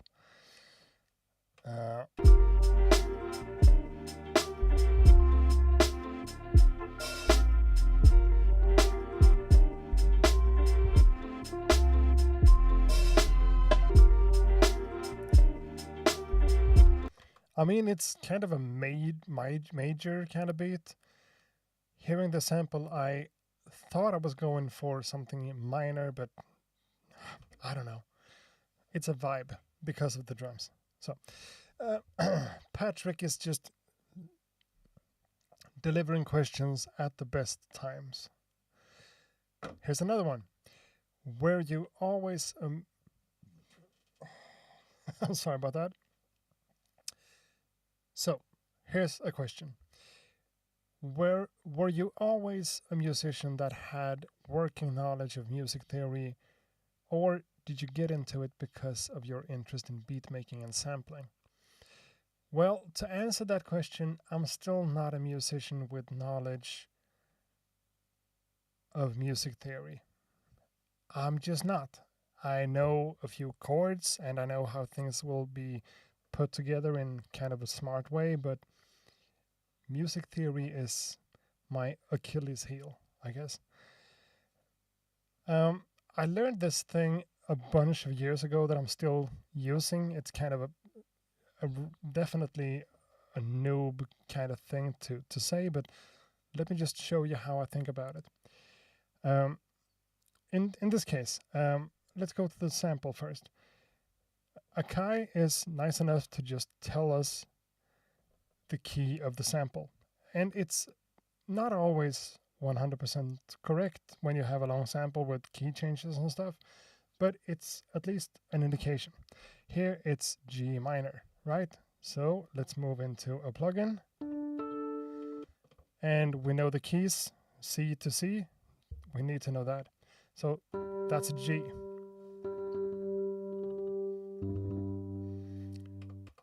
And I can't say that I know the entire G minor scale by heart, but I know that some type of form with the fingers with 3 notes gives me a triad of a minor or a major chord. So that's the major minor, and this would be the major. So it's basically 3 semitones up from the root note, and then 4 more for a minor chord, and the other way around, 4 root plus 4 plus 3 for a major chord. So that, and 1, 2, 3 steps, and 1, 2, 3, 4. That's a minor chord. So you don't have to count the notes in the scale, because then you have to know the scale. With this method, it's just transferable through every single note. So that would be a B minor, because that's a B. 1, 2, 3, 1, 2, 3, 4. B minor. Let's take D. That's a D major, because D, 1, 2, 3, 4, 1, 2, 3. If we change that one to that, it's a D minor. And using that combined with making beats for years, I've learned, like, that's the 7th note of the chord. So that's an A minor 7. Sounds good with an F major 7, right? And going from there, I'm just learning every single time I sit in front of the keys without ever having to learn anything more than this method of 3 or 4 steps up. That, combined with pitching things back and forth, left and right with samples, trains your ear and your sense of notes and values and whatever. So a little bit of this and a little bit of that, and you learn something. Music theory in general, I don't know shit.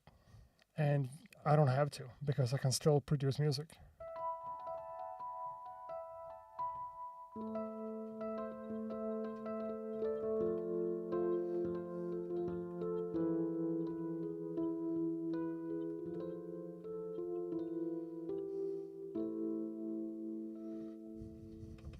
Kinda. And don't listen to me when it comes to music theory, because I'm wrong most of the times. But in this case, it makes sense.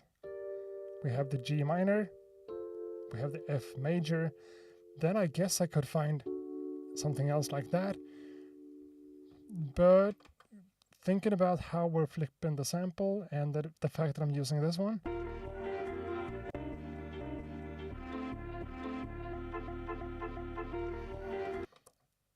it's basically a 2-bar pattern in a 4-bar pattern repeating twice.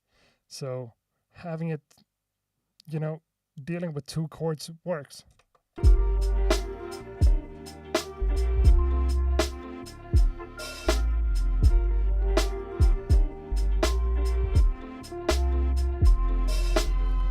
And it's just a matter of applying the same logic to the bass line. This is not my best work ever, but you know, for the bass, I'm playing the same notes as the basic triad. And since the next one is the F major, I can combine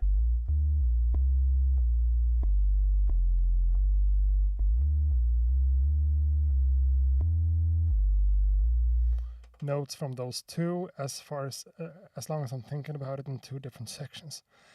Ugh. Why am I going into this rant about music theory? I got a question about it. That's good enough.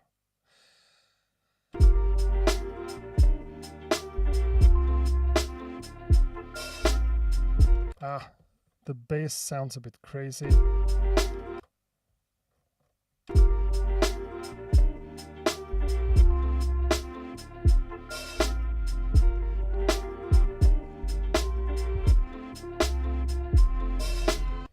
So let's see. Let's do something special with the sample, just to try some stuff out.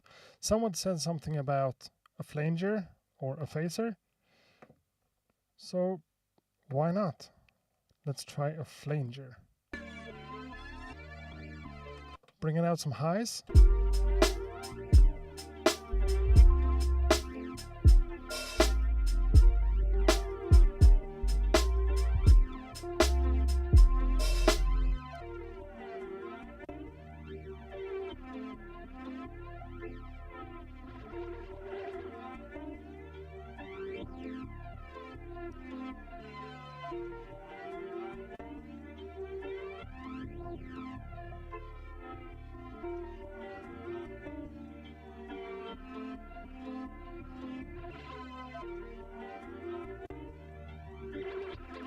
Maybe not a flanger.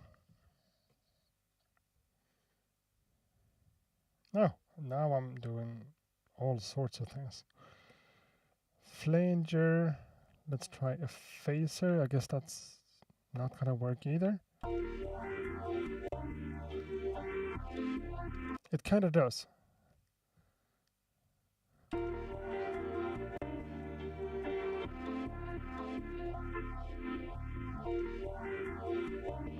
Let's try a faster one.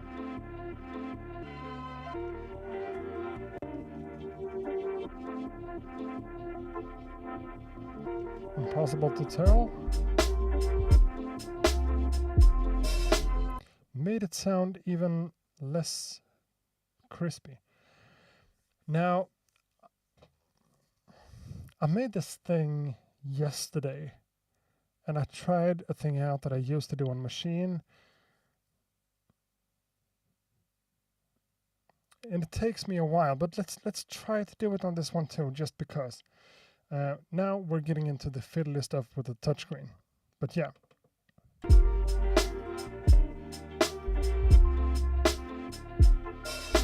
So let's take this track hold it, and let's copy the track over. Now let's also take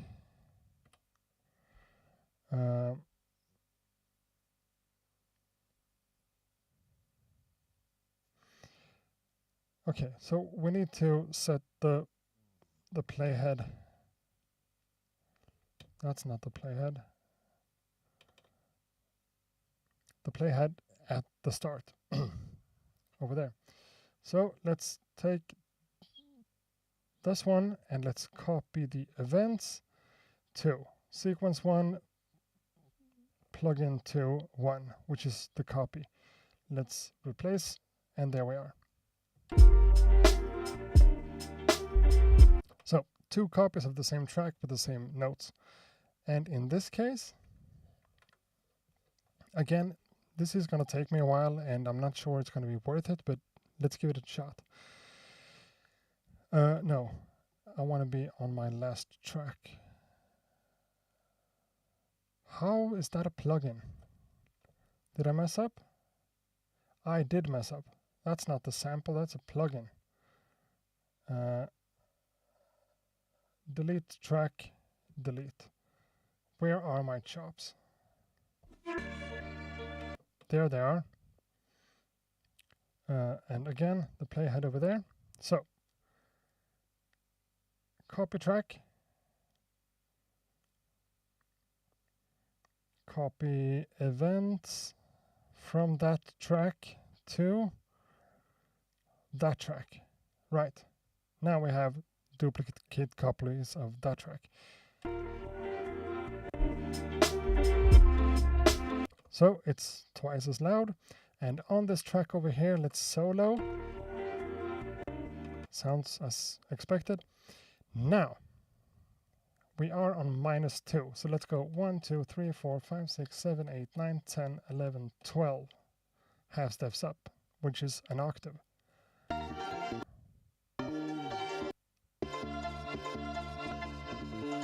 So that doesn't work, right? Then we have to do a lot of editing with every single slice.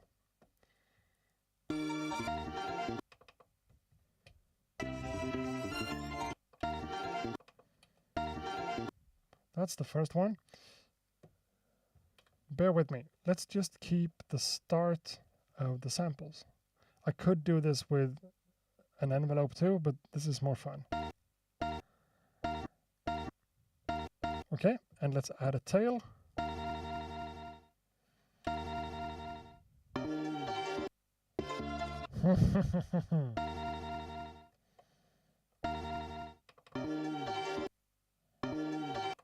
And what I'm really looking for here is that note. Not the last part there though.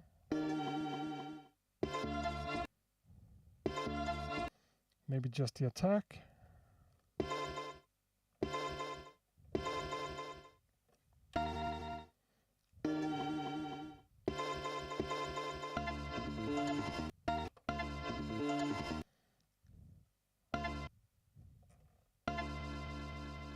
Cool.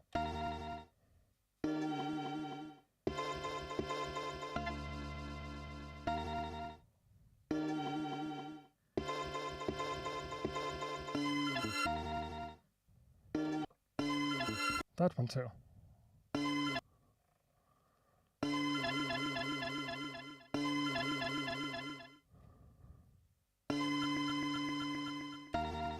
Okay.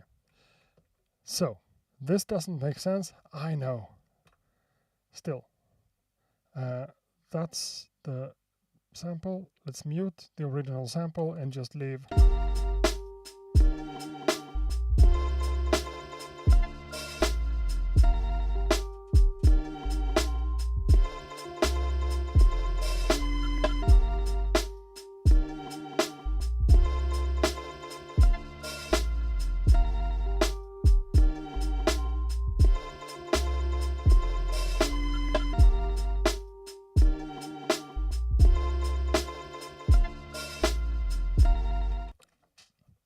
That way we tricked ourselves in.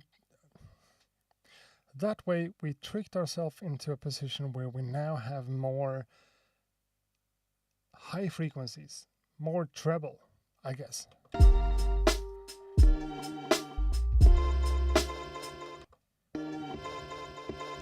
That one's a little bit long though, so let's just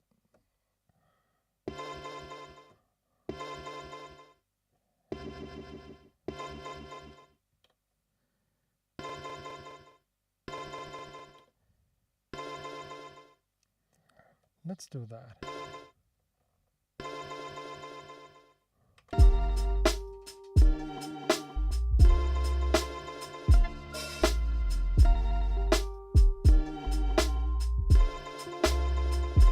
Okay, a question here that I need to address.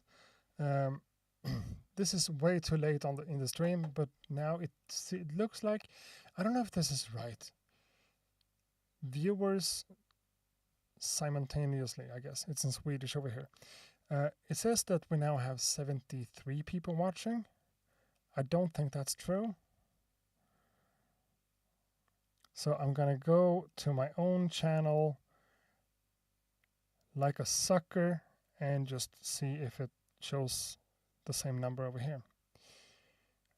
And I'm served with an ad on my own channel, watching my own live stream that I'm doing, showing you this. 76 watchers at the same time. I don't think that's right now. I think that's what it used to be. No. Okay, my bad. We have 75 people watching live. Cool. It says 75. Awesome. So, someone asked me, Lexoy FN, hey, would you look at a song I made? And that's one thing I should have said in the beginning of the stream, that the plan, I'm not promising like 100%, but the plan is to do live streams like this or like whatever type of live streams I want to do every single Monday night at about when this one started, like 9 o'clock my time at night. And sometimes some of those sessions will just be a listening session, me listening to your beats. I used to do this thing that I called beat review, and I'm not sure how much feedback I want to get or how much feedback I want to give to people, because, you know, one issue with me is that I'm completely deaf on my right ear. So I play everything in mono. I do everything in mono. I listen to everything in mono. And sometimes people do all sorts of crazy things with panning, which I can't appreciate because it's all set to mono. So talking about how people are mixing their tracks doesn't feel fair. But yeah, the beat reviews are coming back. That's what I'm trying to say. Beat reviews are coming back, doing them on the channel, not as edited videos because that takes way too long to do. So somehow I'm trying to, what am I trying to say? So somehow I want to do beat reviews or just listening to your guys' music on my live streams in the future. So beat reviews are becoming a part of my future live stream schedule. So please send me your beats. I would love to have a listen and just share the love. And I used to have this email account. Let's see if it's still active on this computer. And it's not. I think it used to be accuratebeatreview@gmail.com. Can I just see if I can log into that account right now? gmail.com. Boom. Which also means that I have to remember the password. Add account, add another account, accurate beat reviews. Accurate beat reviews @gmail.com. Is this safe to do on a live stream? I don't know, but what's gonna happen? No, accurate beat review seems to work.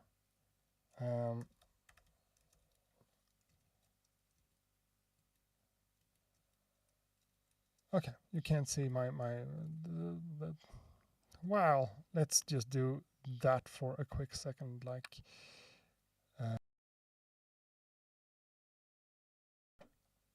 coming back though.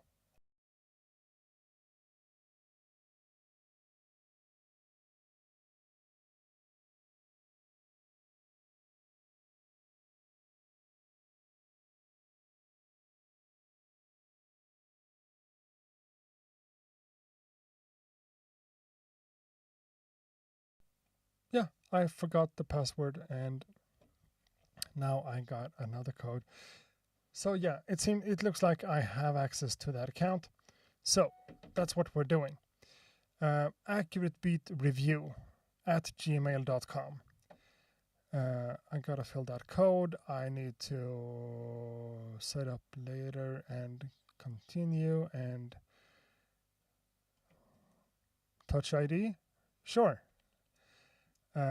Logging into an old email account live on YouTube. That's a good idea. I want to confirm. Confirming. Confirmed. I have to verify with my phone number too. Okay, I got no. Everything goes to hell. There we go. I didn't get that on the computer though. Okay, I need to type in another code manually. Hold on for a second.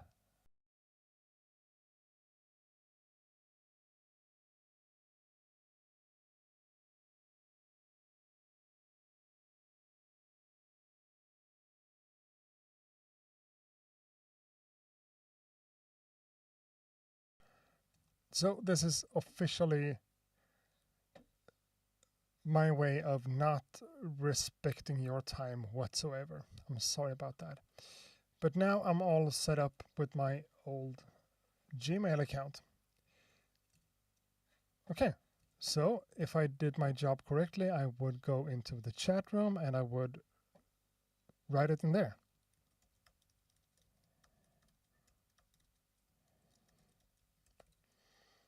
Boom.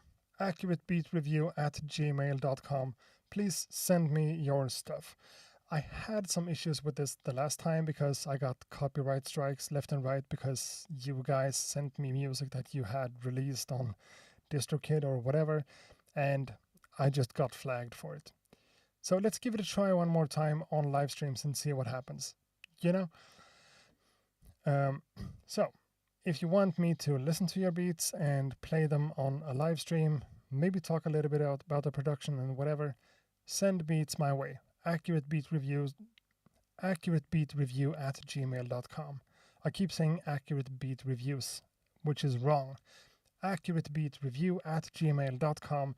Send me music. I'm gonna play that on live streams. I'm gonna do these dedicated live streams sometimes that's just beat reviews, beat review live streams. So that's gonna happen, not as edited videos, just as live streams left on the channel. Cool. So could I listen to your beat? Yeah. Send it over and I'll play it on a live stream and we'll talk about it.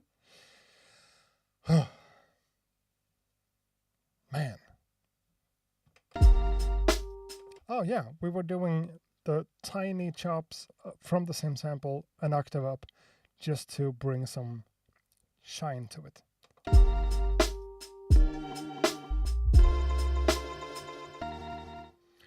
And we're adding a tail on every single one.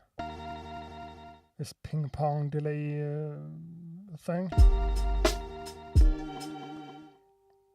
But on top of all that, we're also going to add a beat delay on the entire thing. Let's leave the compressor and the EQ and let's move into delay. Analog sync. Cool.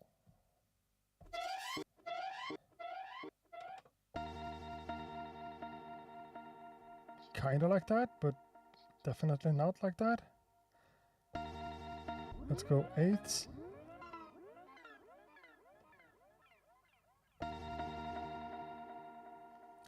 It's gonna be a bit messy, but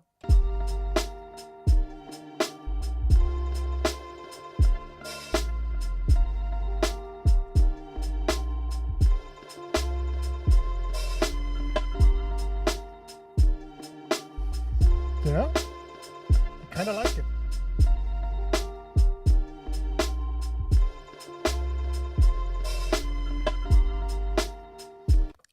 Just because, let's try. 10 plus 12 is 22, which is now 2 octaves up from the original sample.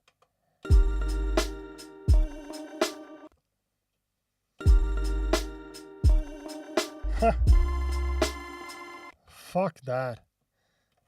10 is good. And as you're asking, of course, mixing this with my chopped up sample as it is. And maybe this could be a B section too, like doing both of them most of the times and just on 4 or 8 bars, just taking the main sample out.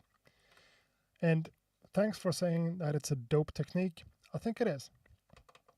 Machine had this, it was called granular pitch delay or something like that, that did a little bit of this in its own way. And I use that sometimes just to spark things up, or just to give things a little bit of a shine. And doing it manually like this takes more time, but it works and it's cool. Now, let's see what happens. Let's mute everything else. Okay. It's going to be messy for a bit, but bear with me. So, that's the one. Combined with, maybe we want to do something about that chop, but not right now. Let's add some of that pitched up version.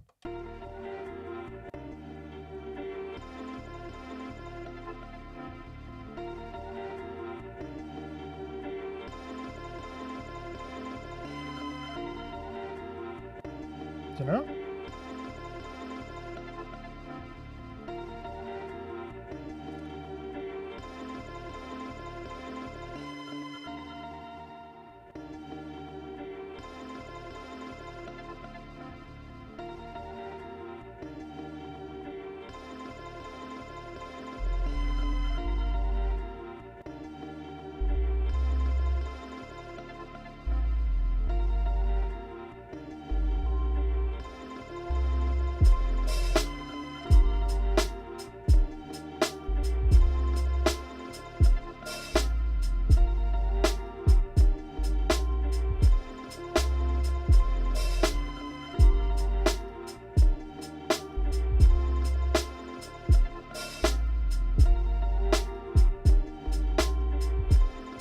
Let's drop it.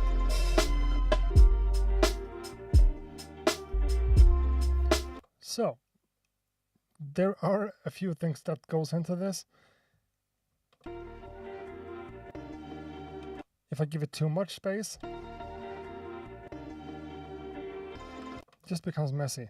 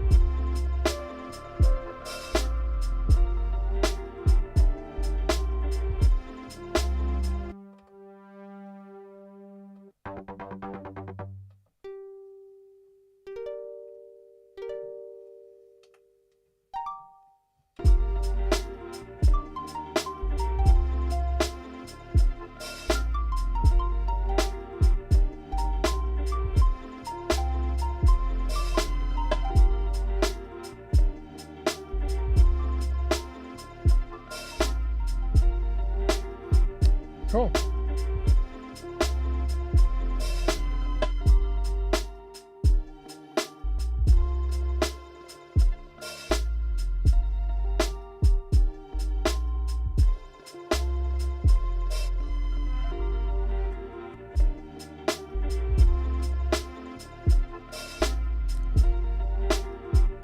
So you see, it adds something. Not too much, but not nothing, you know? And maybe all the notes aren't necessary.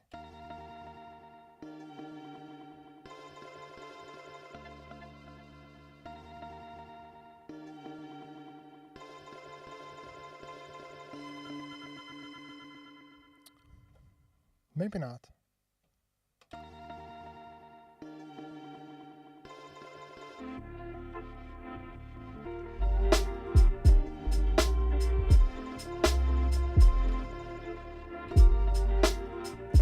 And at least in my ear, this helps a little bit with the crappy sound quality from the sample itself, because this adds a little bit of highs. Now I messed up the panning. Okay.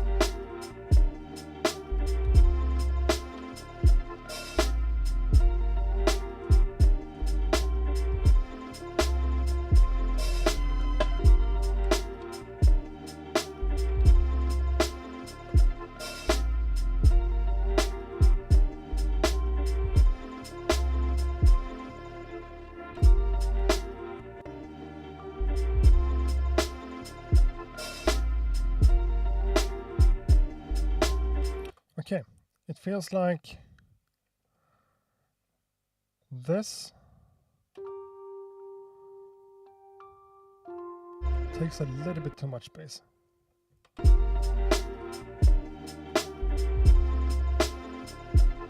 So the next thing I'm thinking about, I'm not sure, it could be worth to try to add some strings to add to the strings in the sample. So let's try that on another section. Let's double the length, and here we are, 8 bars over here. No, my bad, over here. I haven't gotten used to every single thing here. Let's add a plugin track. Strings, studio strings, of course. Sorry about the audio. Dynamic section. I don't do this too often. Orchestral. Sampler strings.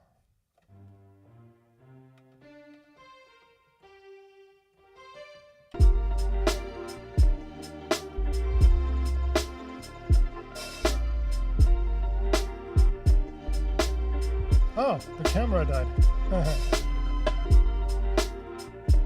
Let's do that.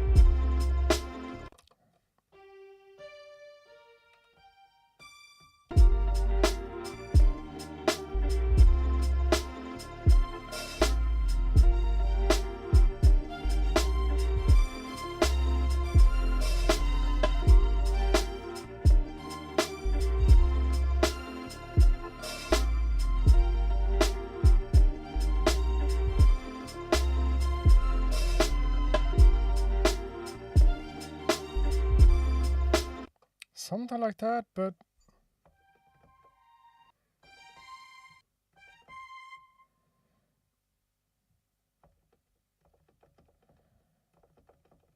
yeah, it's a little bit stuttery sometimes because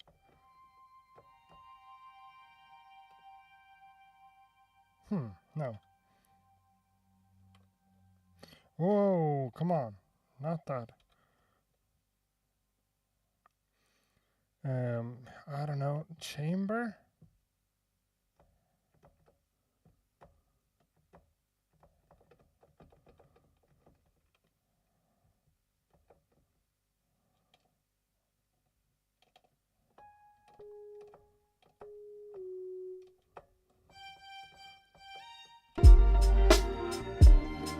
Yeah, okay, that's better. That's more like what I'm trying to go for.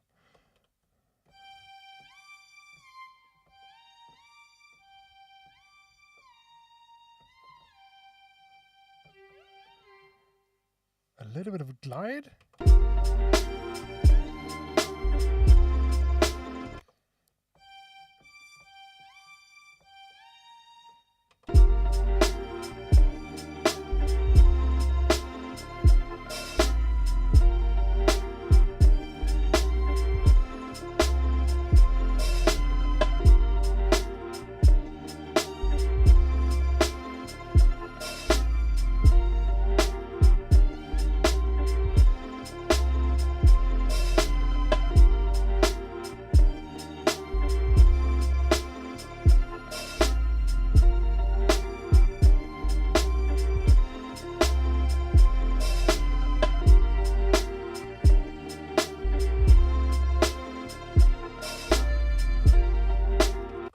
I have trouble hearing the glide.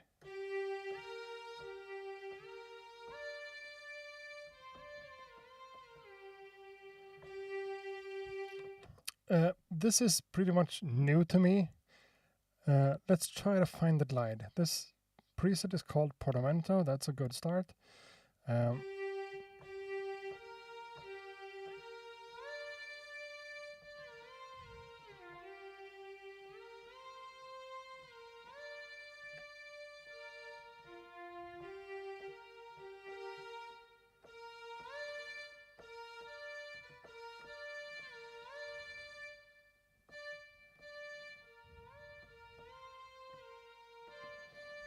Let's just...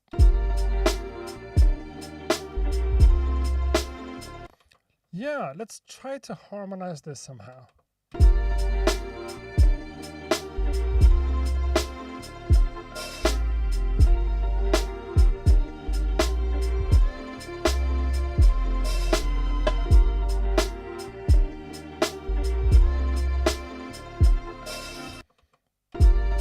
No, okay, where am I? I am... It sounded good just a minute ago.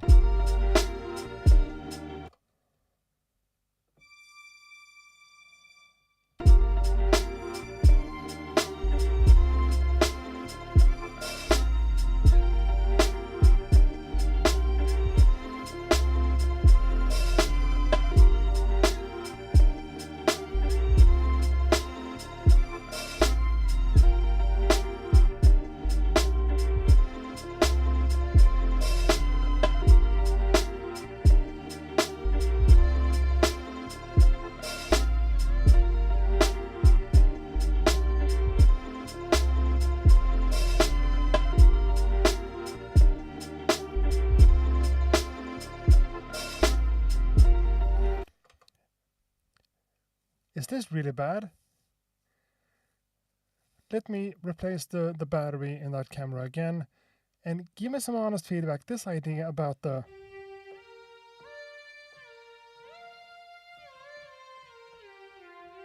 Is it just really bad? A part of me kind of thinks so, but I'm not sure. Battery time.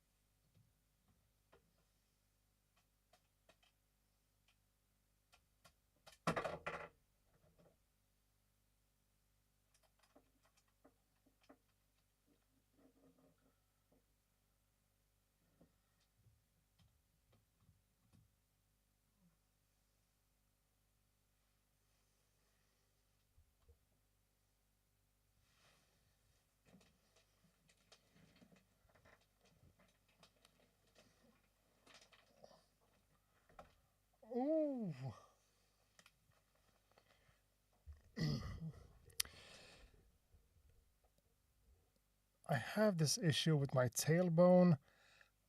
I can't even start nagging about that, but sometimes sitting down for a long period of time is fine, but then whenever I stand up again, holy moly.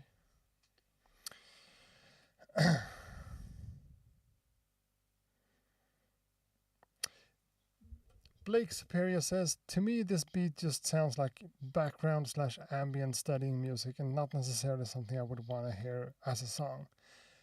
I agree, 100%.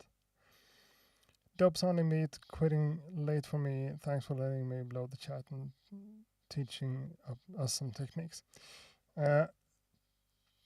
Talk plus thank you. Yeah, tack. Swedish for thank you. Tack. T-A-C-K. Tack. T-A-K means talk. That's roof on a house. But yeah, Blake Superior, I really, really agree. This is not something that I'm gonna finish and release as a track. It's definitely not something I'm gonna pitch to an artist. Not that I ever do with anything, but yeah, I mean, the vibe of the G minor and the F major, it's not that inspiring, right? But I'm trying to make as much of it as possible, and I think that kind of makes sense. It's not my best work ever, and it's pretty boring, I know.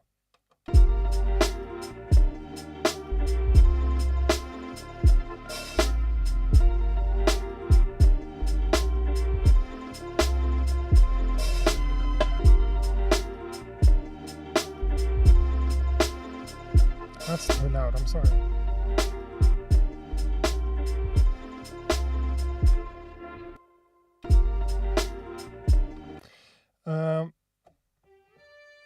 This idea, I think this idea makes it worse.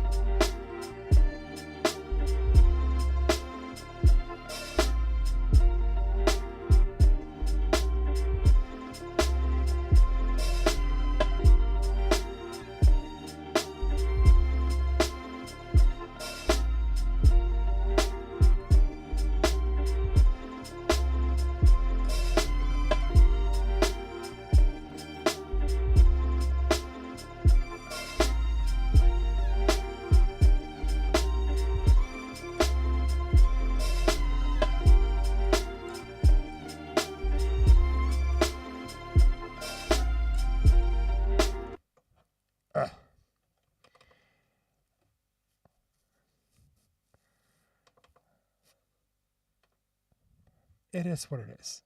Let's just leave it at that.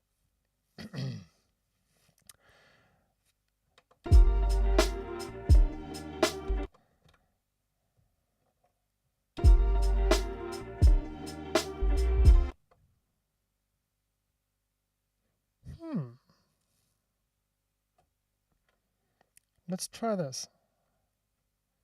Just for the fun of it. Let's go to... Oh, how do I do that?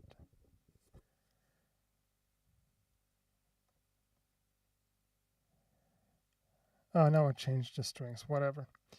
I want to be over here on the main output. Let's add some... Is it under modulation? No. Is it under vintage effect? No. Is it under harmonic? It is. Flavor Pro.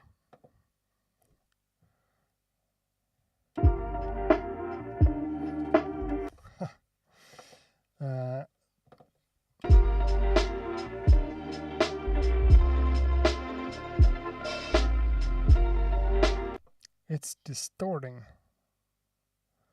more than I want. So let's turn the distortion off.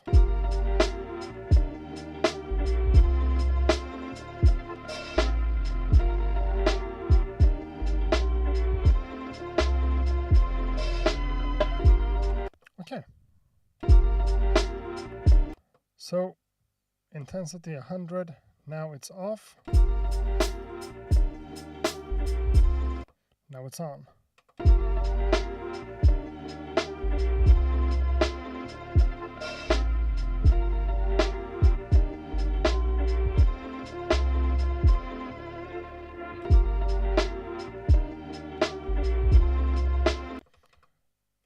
Huh. Let's do 50% intensity, 50%. And this is something I never do, to putting a vintage effect on the entire mix. But in this case, it doesn't hurt, doesn't make it worse. I don't know if I want to move in here and create another pattern.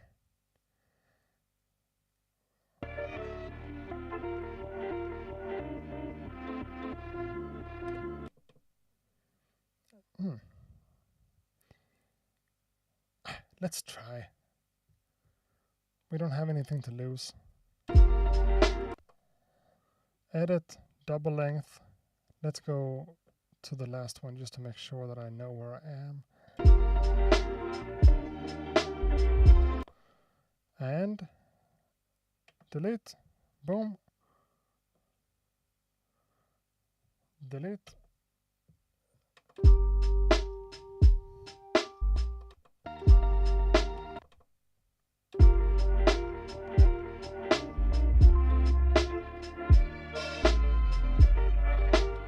Let's try to keep the bass and the chords.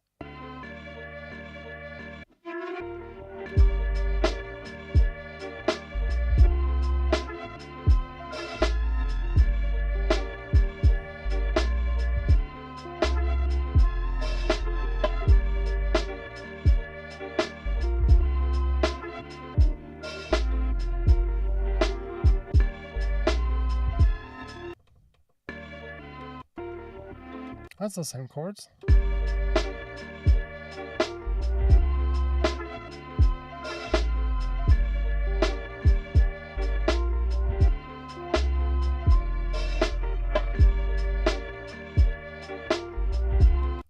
Sure.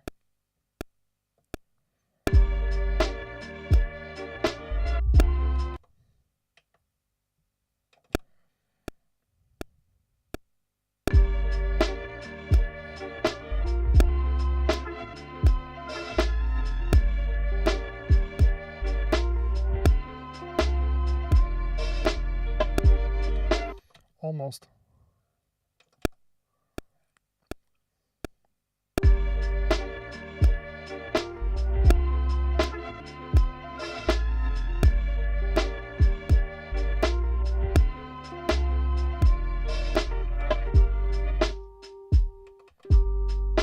Oh, and it's not recording. That happens sometimes. Boom.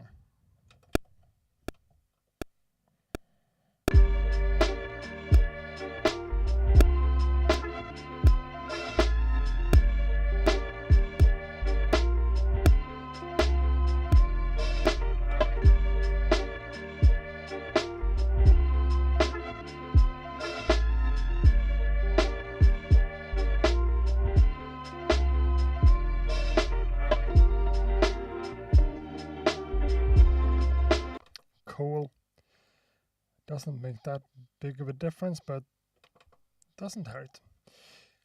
So I was thinking about one more thing to do here, and I just had the idea and it slipped my mind.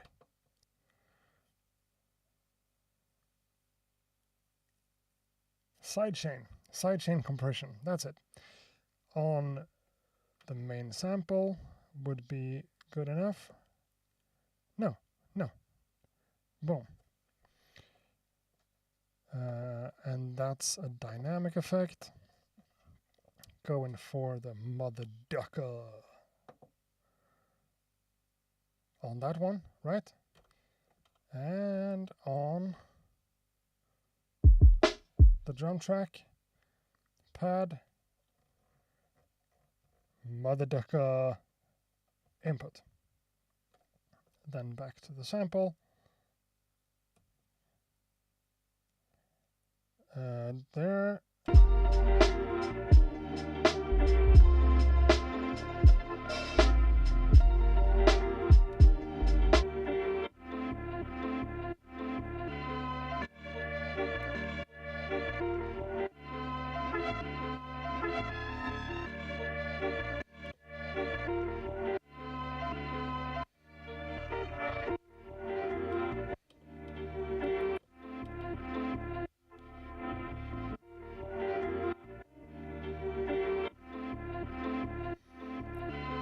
Let's go super aggressive with the sidechain compression just because.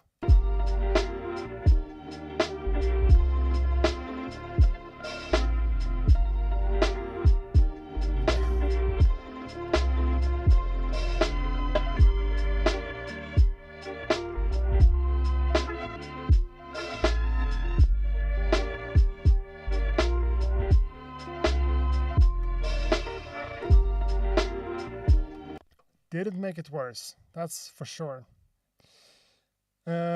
Mark Swing writes in Swedish, I heard you had some Rhodes, but they were in the background. Maybe increase the volume. Maybe so. That's the chords.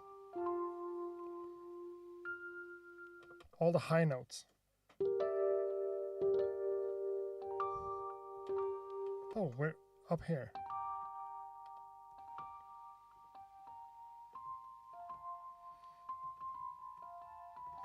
Yeah, that's nice.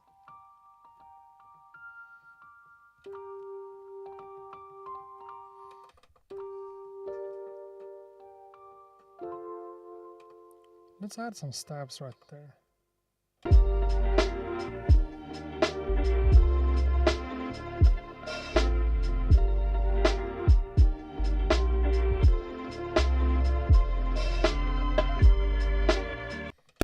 It doesn't hurt.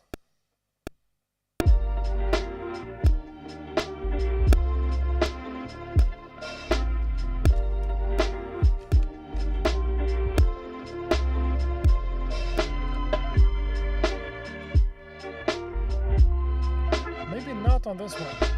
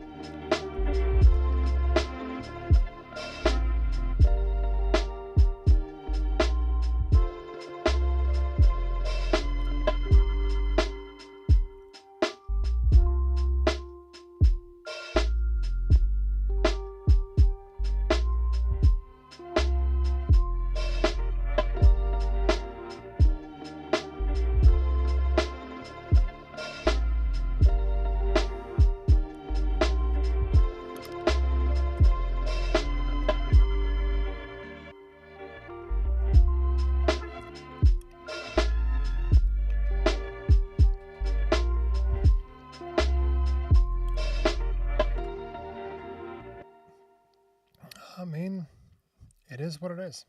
What can I say? Yeah, I have been streaming for quite a while now. So, one more time, someone asks when the 3.0 software will be available for the rest of us. My answer is, I don't know. Hopefully sooner rather than later, but I don't know. I don't know much. I don't know much. It's easy to like watch people like me on YouTube and whatever and think that I know I have the answers, but I really don't. When it comes to that thing, I know just as much as you guys do.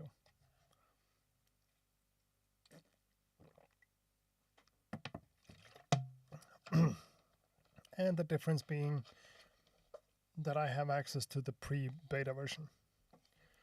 But when the final one is gonna launch, I really don't know. So I did this thing without really mentioning it. The sample and the pitched up version of just the attacks. I kind of replaced their position in the mix. So I took the big one out and the small one. No, I decreased the volume of this one. And I increased the volume of that one. So kind of replace them with one another in the mix. To me, it's stronger like this.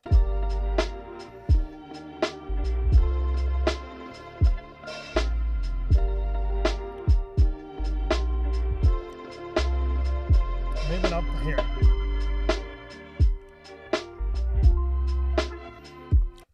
The lousy audio quality of the sample is less apparent now.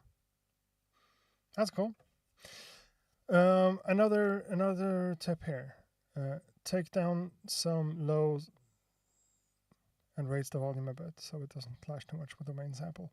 Yeah, I think that's what just happened. I added more low notes on the Rhodes. So that kind of crashed a little bit with the samples. I took that down and increased. You know, just happens.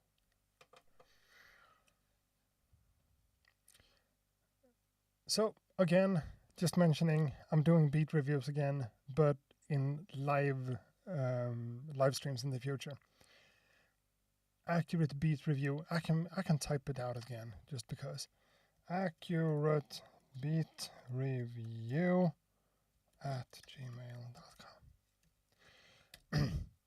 Send me links or files to your beats, and please, if they're already released and you have like the rights and everything for them, I'm gonna get a copyright strike for playing them back. So be a little bit careful about that, please. But then we're gonna listen to beats that I haven't made. Beats hopefully better than this one. So submit your tracks to that email and it will be fun.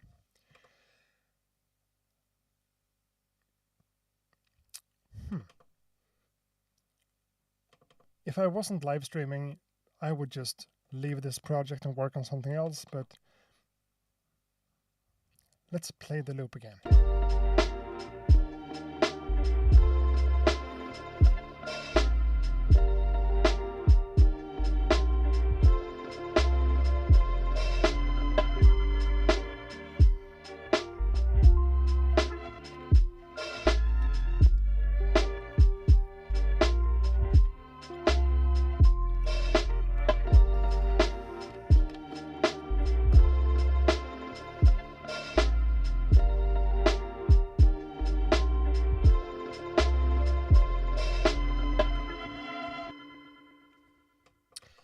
Well,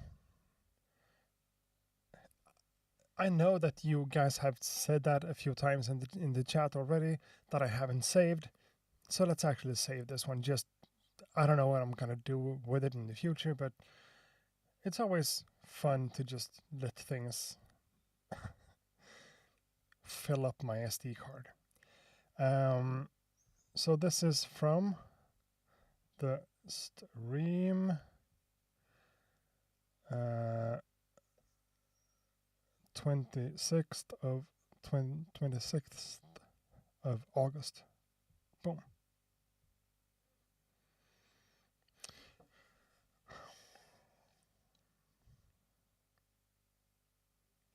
Okay.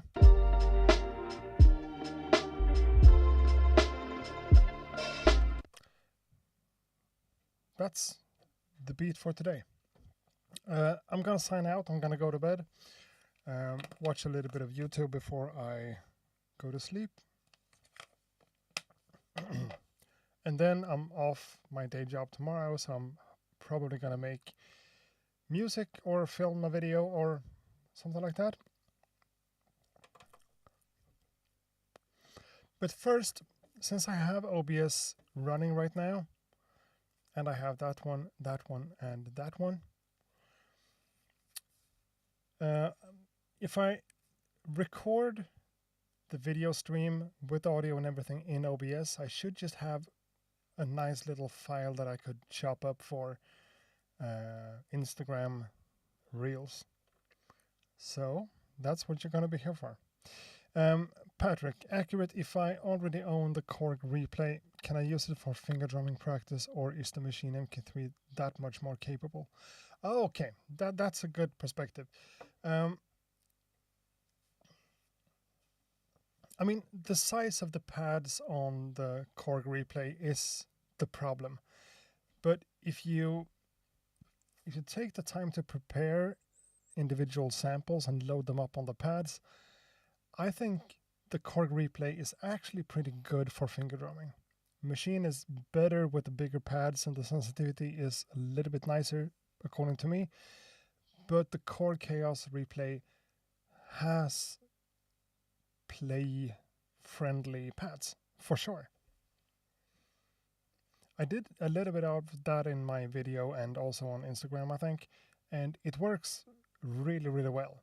It takes a little bit of time to kind of set everything up, but if you prepare the files maybe on a computer and just import them and load them onto the pads, just the finger drumming technique and things will work flawlessly on the Chaos Pad Replay, for sure. I'm confusing people, but you are the same person that asked about finger drumming on Machine and also talked about the replay. So if you have the replay, I mean, come on, start there. It's not that big of a difference. When it comes to the playability of the pads for some real finger drumming, I would say Machine, number one. There are too many devices to talk about, but the pads on Machine are better than anything else, I think. The SP404, no, I would say that the Chaos Pad Replay has better pads than the SP404 and better pads than the MPC for finger drumming. For production like what I do here, I think the MPC pads are better. But for what you're talking about, like more technique-wise, yeah, the Korg Chaos Pad Replay is up there, for sure. So, let's record in OBS. This is just for me, to make my job easier for posting something on Instagram. This is not a great beat, but I think it deserves to be played on Instagram.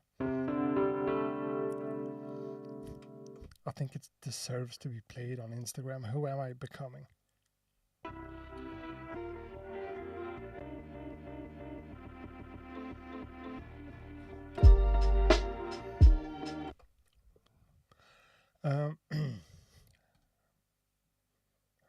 Record.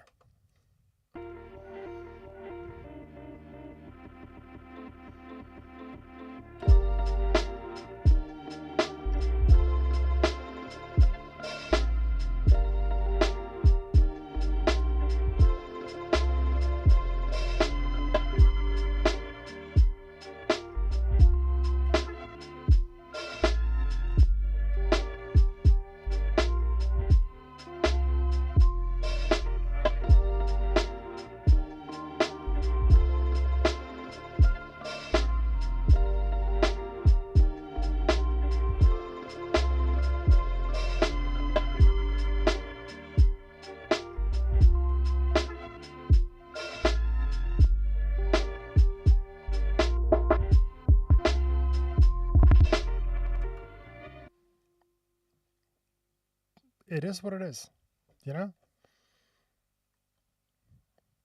So that little clip could go on Instagram stories.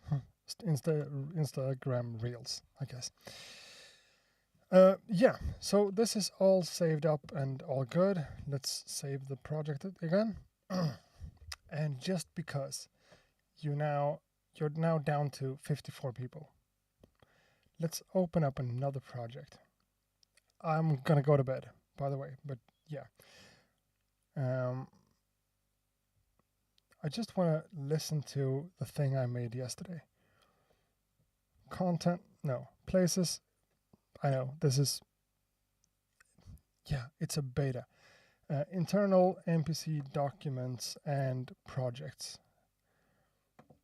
And this is not the place where I'm supposed to store my beats, I know, but right now it is what it is.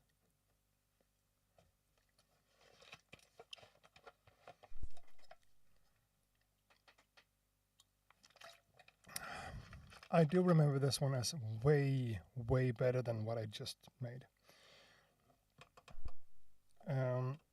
How can I present this in a reasonable way? Oh, that's loud. Have a listen to this, my jam from yesterday.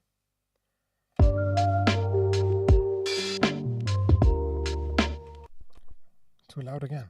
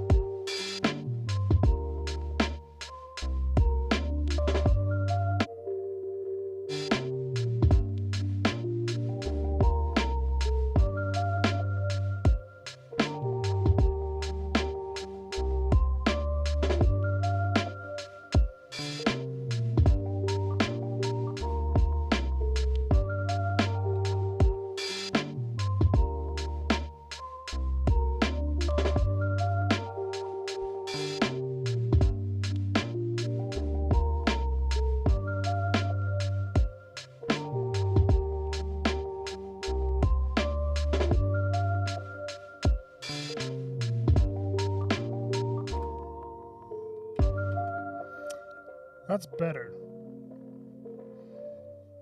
A lot better. Now I'm hearing what I kind of want to try with it.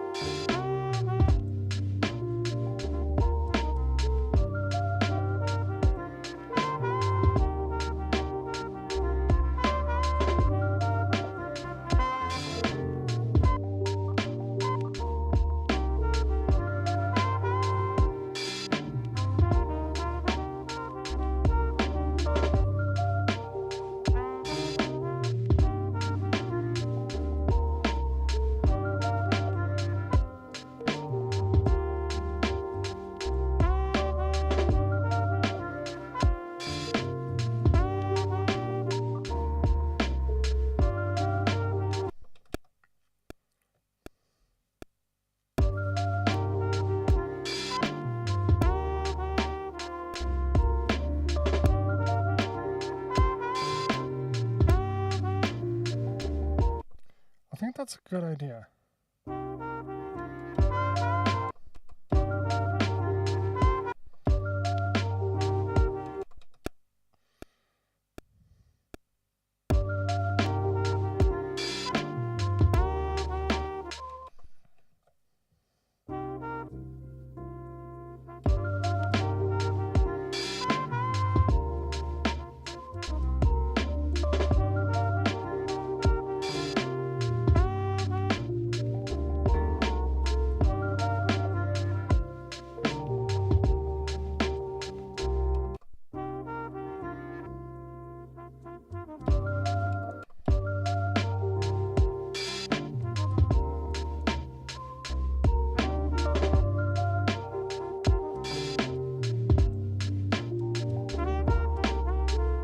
Okay, that's nice.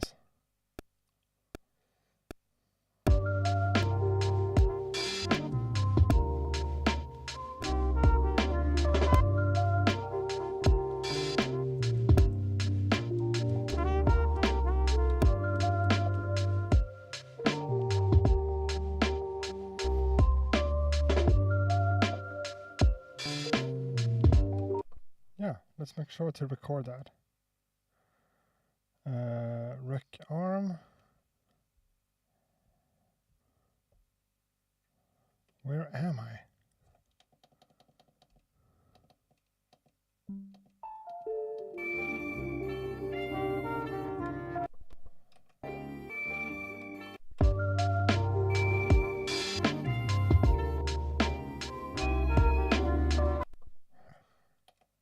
Yeah, I am leaving. That's right.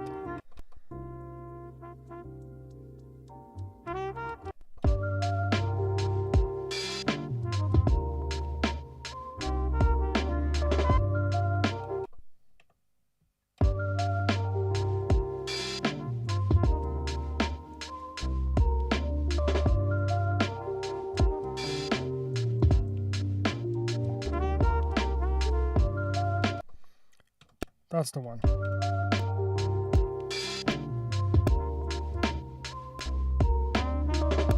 No. Come on.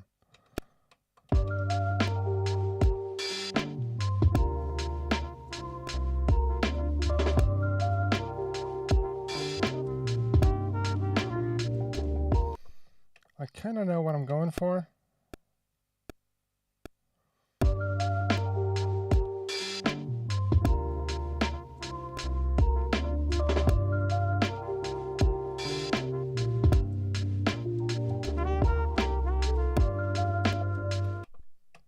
Let's just focus on the last one.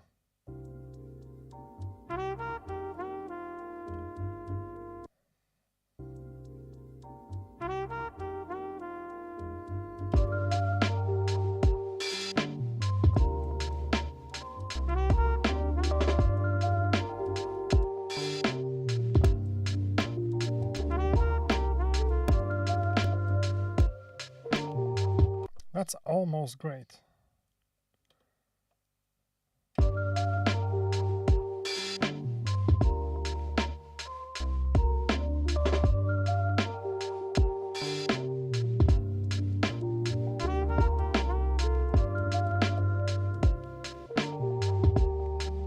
So let's add an envelope on that one.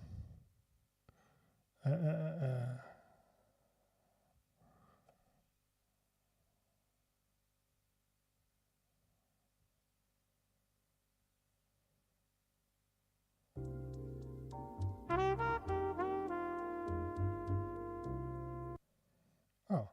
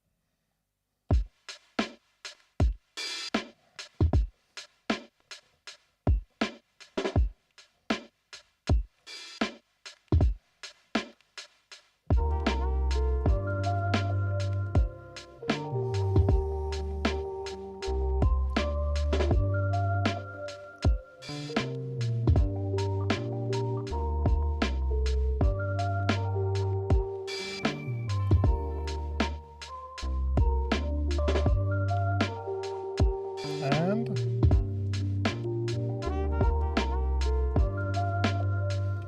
okay, so we improved that track a little bit too. Save project. You know what? This is way too... I dare you to make a beat from Phil Collins' Easy Lover. Yeah, I'm not gonna do something as stupid as sampling something that recognizable. Would be a fun idea though, but no.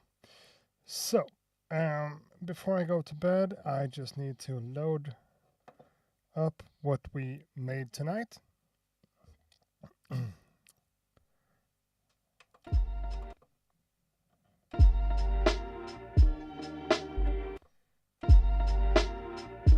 No.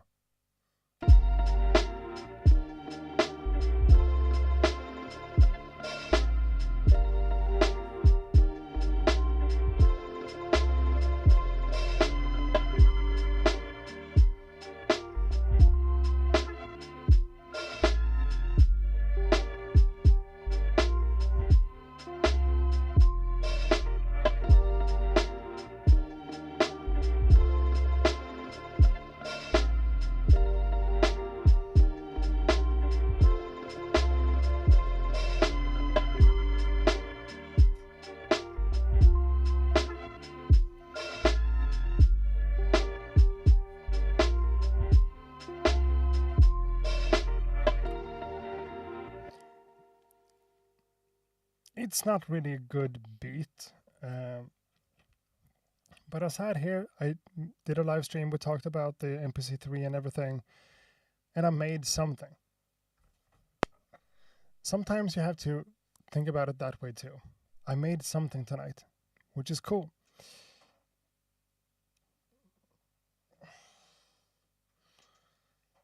That one scared the shit out of me.